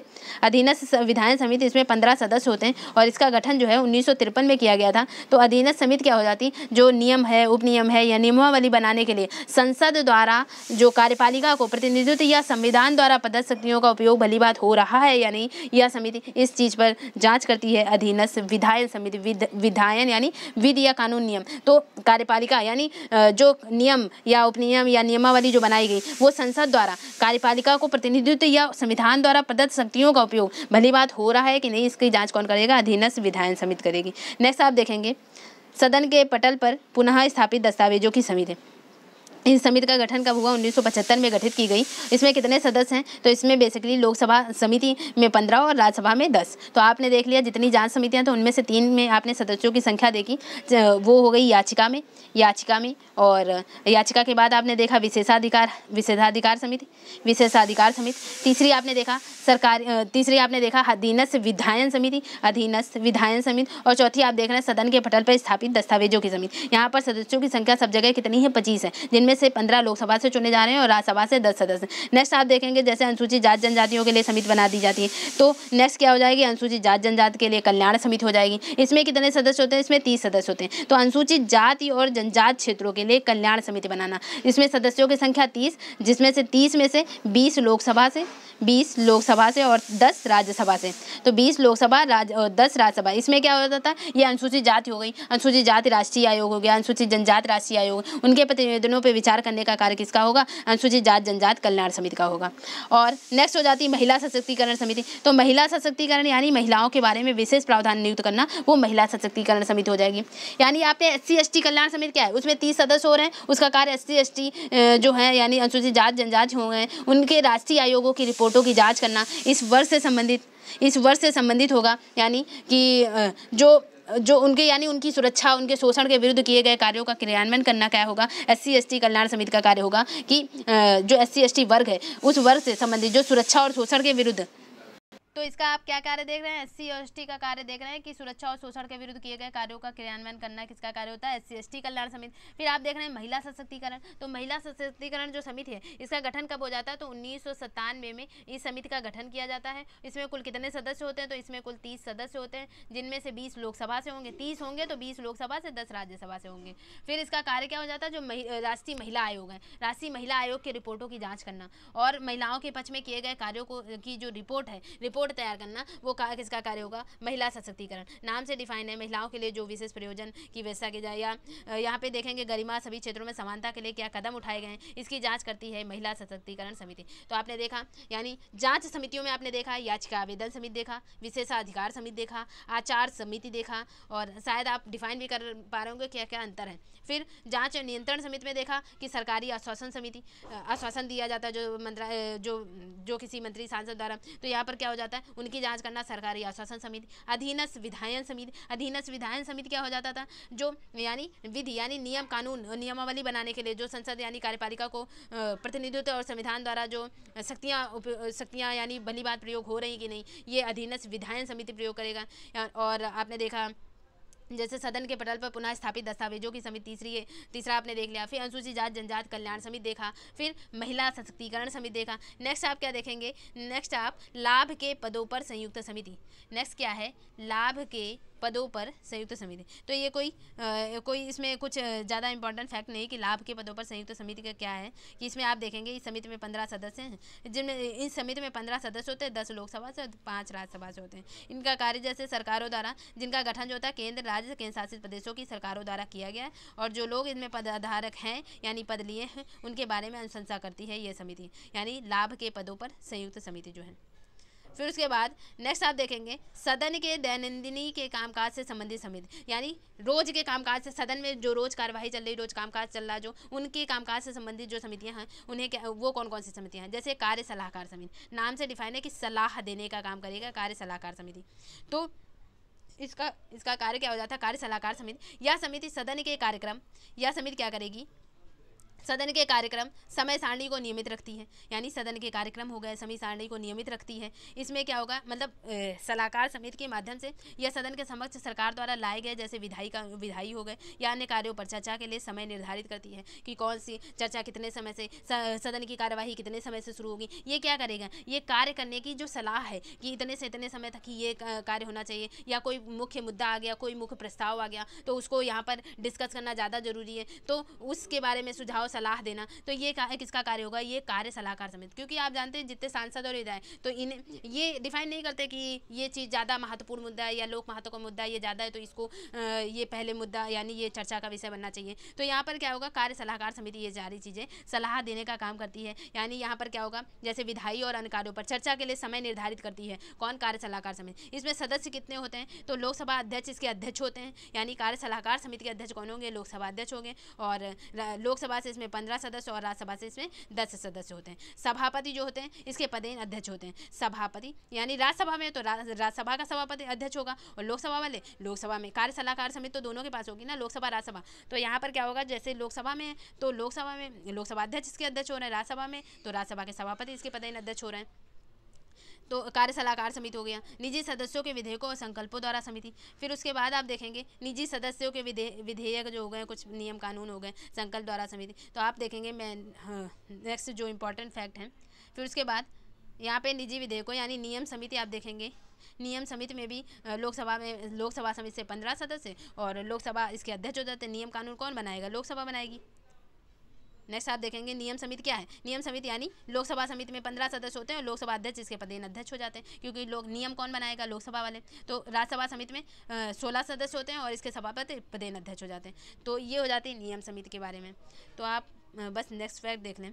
सदस्यों की अनुपस्थिति संबंधी समिति। तो आप जानते हैं कि कोई भी सदस्य जो है यानी संसद का कोई भी एमएलए जो एमपी है, तो अगर वो 60 दिन तक सदन की कार्यवाही में भाग ना ले यानी 60 दिन तक वो सदन में ना जाए तो उसकी सदस्यता रद्द कर दी जाती है। ये तो आप पहले ही पढ़ चुके हैं कि वो 60 दिन तक अगर सदन की किसी कार्यवाही में भाग नहीं लेता है और बिना मतलब अनुपस्थित रहता है लगातार, तो यहाँ पर क्या हो जाता है, वो संसद की यहाँ पर जो बीच में सत्रावसान का समय या स्थगन का समय वो छोड़ करके वो ऐड नहीं किया जाता है इन 60 दिनों में। अगर वो 60 दिन तक कंटिन्यू एब्सेंट रहता है यानी 60 दिन तक कार्यवाही में भाग नहीं लेता, तो उसकी सदन की सदस्यता जो है उसकी रद्द कर दी जाती है। ये तो हो जाती। इसके लिए एक समिति बना दी गई जिसको कह दिया सदस्यों की अनुपस्थिति संबंधी समिति। बस यही है। और फिर नेक्स्ट गृह व्यवस्था समिति। तो यहाँ पर आप देखेंगे गृह व्यवस्था यानी कैसे चलेगी व्यवस्था। तो यहाँ पर सामान्य प्रयोजन समिति। तो सामान्य प्रयोजन समिति के अंतर्गत जो संसदीय समितियों के अधिकार क्षेत्र में नहीं आते, यानी यह समिति क्या करती है, यह समिति सदन से संबंधित ऐसे मामलों को देखती है जो अन्य संसदीय समितियों के अधिकार क्षेत्र में नहीं आते हैं। यानी गृह नाम से डिफाइन किया जा रहा है कि इसमें ऐसे मामले आते हैं जो अन्य संसदीय समितियों के अधिकार क्षेत्र में नहीं आते। प्रत्येक सदन में की समिति में अधिष्ठता अधिकारी यानी लोकसभा अध्यक्ष हो गया या फिर राज्यसभा में सभापति हो गया, इसके पदेन अध्यक्ष हो जाते हैं। और जो उप लोकसभा अध्यक्ष हो गया वो राज्यसभा के उप सभापति हो गए। वो अध्यक्षों के नाम जो है इस सूची पैनल के सदस्य यानी राज्यसभा के लिए या उप अध्यक्षों की नाम सूची सदन के सभी विभाग जो गए सभी के लिए, जैसे सभापति हो गया यानी सदन के।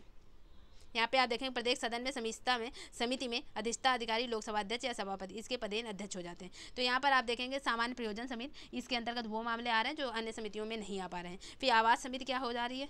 नेक्स्ट आप देखेंगे आवास समिति। तो यहाँ पर कोई बहुत ज़्यादा बात यहाँ याद रखने वाली नहीं है आपको। आवास समिति क्या हो रही है? तो आवास समिति जो है उसमें क्या हो रहा है, इस समिति में 12 सदस्य हो रहे हैं। लोकसभा में इस समिति में कितने हो रहे हैं? लोकसभा में इस समिति में 12 सदस्य आ रहे हैं। और इसका आवास यानी भोजन, चिकित्सालय इत्यादि से सहायता, इनके बारे में नियम कानून बनाना, तो ये आवास समिति हो गई। आवास समिति क्या कर रही है? जो यह समिति सदस्यों को आवासीय और अन्य सुविधाएं देने से संबंधित हो जाती है, ये आवास समिति हो जाती है। नेक्स्ट आप देखेंगे पुस्तकालय समिति। तो हर जगह लाइब्रेरी यानी पुस्तकालय से संबंधित पुस्तकालय समिति, पुस्तकालय जैसा नाम से डिफाइन हो रहा है कि यह समिति जो है संसद के पुस्तकालय से संबंधित मामलों को देखेगी, यानी जो सदस्यों को यानी पुस्तकालय सेवा का लाभ उठाने में ये सहायता करती है पुस्तकालय समिति। इसमें क्या है, इसमें 9 सदस्य रखे जाते हैं, 9 समिति। एक तरह से जितना ये पूरा संसद है उसमें जो विभागीय काम बांट दिया गया, यानी कुछ जांच समिति के कर रहे हैं, कुछ समितियाँ हैं, कुछ सलाहकार समितियाँ हैं, कार्य जो रोज दैनंदिनी वाली समितियाँ हैं। तो यहाँ पर जो सलाहकार समितियाँ, जाँच समितियाँ, तो इनको बस बांट दिया गया किसमें कितने कितने सदस्य हैं, इनका डिफाइनेशन यानी डिफाइन किया जा रहा है। जैसे पुस्तकालय समिति इसमें 9 सदस्य हो जाते हैं, 9 सदस्य, इनमें से 6 लोकसभा से हो जाते हैं, 3 राज्यसभा से होते हैं पुस्तकालय में। फिर उसके बाद आप देखेंगे सदस्यों के नेक्स्ट क्या है, सदस्यों के वेतन भत्ते से संबंधित संयुक्त समिति। तो वेतन भत्ते नाम से डिफाइन ये क्या करेंगे, जो संसद सदस्य होंगे उनके वेतन भत्ता, पेंशन अधिनियम, इनके अंतर्गत जो समिति का गठन हुआ वो ये किस समिति के, यानी ये एक अधिनियम बनाया गया। कौन सा अधिनियम? सदस्यों के वेतन भत्ता पेंशन अधिनियम 1954। वेतन भत्ता पेंशन अधिनियम 1954 के अंतर्गत इस समिति का गठन हुआ। और ये समिति क्या करेगी, इसमें कितने सदस्य हो रहे हैं, तो इसमें 15 सदस्य जो हैं, 15 सदस्य जो हैं उनमें से 10 लोकसभा से, इनमें टोटल 15 सदस्य जिनमें से 10 लोकसभा और 5 जो हैं वो राज्यसभा से हो जाते हैं। ये सदस्यों के जैसे वेतन भत्ते पेंशन से निर्मित जो प्रावधान नियमावली बनाएंगे वो क्या बनाएगी, ये समिति बनाएगी। क्योंकि आप देख रहे हैं कि ये जो कार्यकार हैं, जो सारा काम काज संभाल रही है, ये समितियां ही कर रही हैं। नेक्स्ट आप देखेंगे सलाहकार समितियां, यानी तदर्थ समितियों के 2 भाग थे, जांच समितियां और सलाहकार समितियां। तो जांच समितियों को आपने देख लिया कि उसमें क्या क्या विभाग आ रहे हैं, क्या क्या विभाग आ रहे हैं। तो नेक्स्ट आपने देखा सलाहकार समितियां। तो सलाहकार समितियों के अंतर्गत ये जो सलाहकार समितियां वो केंद्र सरकार के विभिन्न मंत्रालय या विभागों से जुड़ी रहती हैं, एक तरह से सलाह देने के काम। इसमें दोनों सदनों के सदस्य आ जाते हैं। इसमें एक मंत्रालय की सलाहकार समिति के अध्यक्ष हो जाता है और उस मंत्रालय का मंत्री या प्रभार राज्य मंत्री हो जाता है। यानी इसमें दोनों सदस्यों के सदस्य आते हैं, एक मंत्रालय की सलाहकार समिति का अध्यक्ष होता है और उस मंत्रालय अध्यक्ष उस मंत्रालय का मंत्री अथवा प्रभारी राज्य मंत्री हो जाता है। तो सलाहकार समिति यानी सलाह देने का काम। ये समितियाँ एक ऐसा मंच प्रदान करती है जो मंत्रियों और संसद सदस्यों के बीच सरकार की नीतियाँ हो गई, कार्यक्रम हो गए, उनके क्रियान्वयन हो गए, उनके तौर तरीकों के बारे में एक तरह से अनौपचारिक चर्चा उपलब्ध कराती है। वो सलाहकार समितियों का कार्यकाल होता है। इनकी सदस्य संख्या कितनी होती है? इनकी यानी सलाहकार समिति की सदस्य संख्या जो है वो 30 होती है, यानी अधिकतम 30 हो जाती है। अधिकतम यहाँ पे आप डालोगे सलाहकार समिति यानी सलाह देंगे तो ज़्यादा से ज़्यादा 30 मेंबर दे सकते हो और कम से कम 10, कम से कम सदस्य संख्या जो है वो 10 है। बस यहाँ पर ये फैक्ट है जो याद करने। अब इनसे बनने वाले कुछ क्वेश्चन मैं पूछ लेती हूँ कि आपने क्या सीखा। तो यहाँ पर आप क्वेश्चन देख लें। फर्स्ट क्वेश्चन कि विभिन्न विभागों, पहला क्वेश्चन है विभिन्न विभागों मंत्रालयों की जैसे बजट हो गया, वार्षिक रिपोर्ट हो गया, विधेयक हो गया या दीर्घकालीन जो नीतियां हो जाती उन पर विचार करने के लिए किस समिति का गठन किया जाता है। यानी यहाँ पर अब क्वेश्चन क्या है, विभिन्न मंत्रालयों, विभागों, बजट मांगों, वार्षिक रिपोर्टों या विधेयकों पर विचार करने के लिए किस समिति का गठन किया जाता है। तो आपका आंसर क्या होगा, विभागीय विषयगत समिति। आप नाम से डिफाइन करें उनको, तो यहाँ पर आंसर क्या हो जाएगा, विभागीय विषयगत समिति का, विषयगत समितियों का गठन किया जाता है, विभागीय विषयगत समितियां। नेक्स्ट क्वेश्चन होगा संसद की जांच समिति कौन कौन है। यानी संसद की जांच समिति के अंतर्गत कौन कौन सी आती हैं। तो आपके आंसर क्या होंगे, विशेषाधिकार समिति हो गई, विशेषाधिकार समिति हो गई, विशेषाधिकार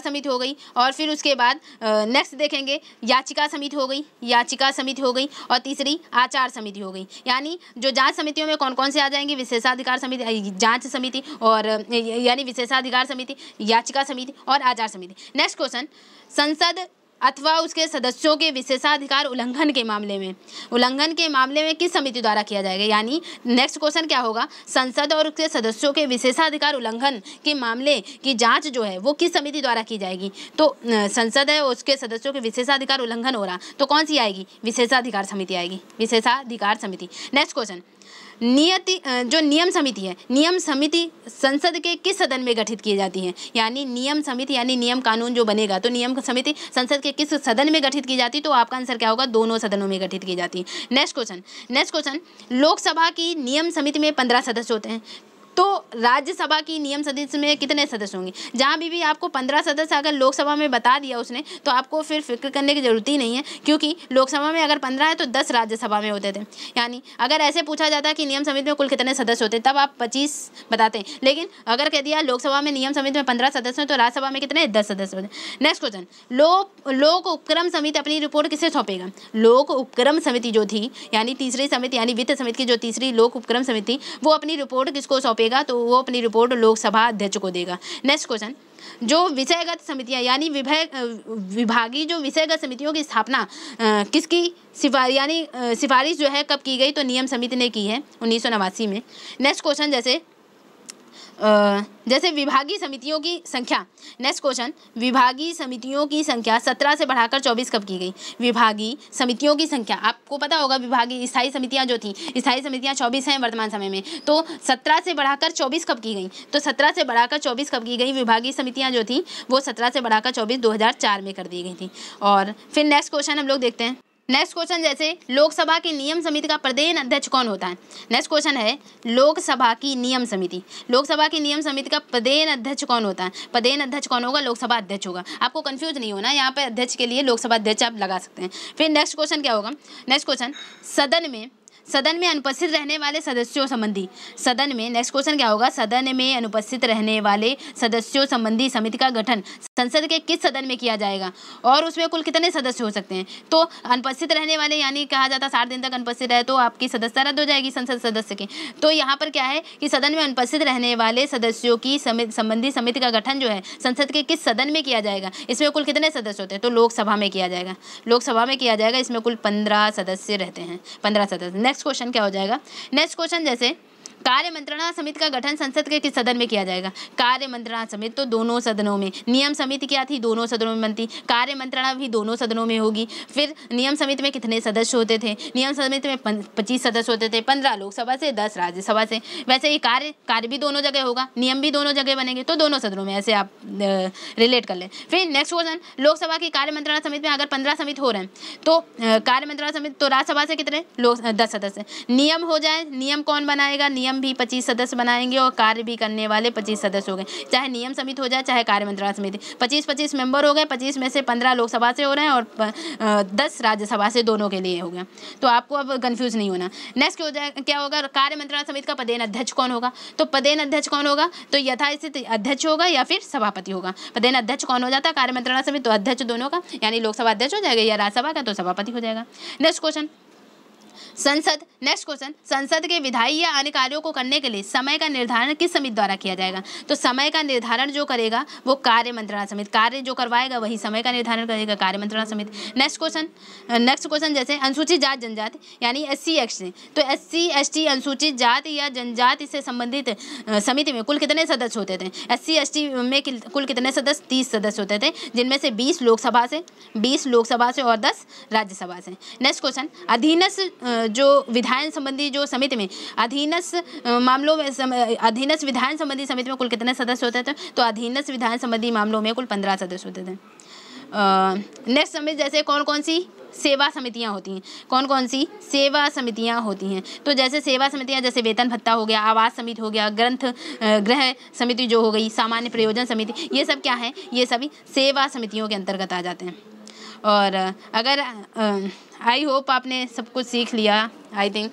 और ये था संसद की समितियों के बारे में एक डीप पूरा आपको एनालिसिस दिया गया। और आप लक्ष्मीकांत को इसको भली भांति आपने देख लिया, पूरी तरह से स्ट्रक्चर का आपने अध्ययन कर लिया। ये जो समितियां पढ़ रहे हैं वो आर्टिकल के अंतर्गत आती हैं, तो आर्टिकल 118 के अंतर्गत। तो ये थी संसदीय समितियाँ, इनका महत्व तो आपने देख लिया कि सारा कामकाज ये स्थायी समितियों के माध्यम से हो रहा, और इस वजह से इनकी महत्ता इतनी ज़्यादा है।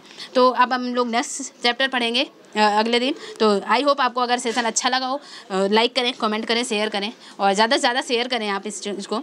और अगर कोई सुझाव देना चाहते हैं तो कमेंट बॉक्स में नीचे टाइप कर सकते हैं। ओके दोस्तों, थैंक यू।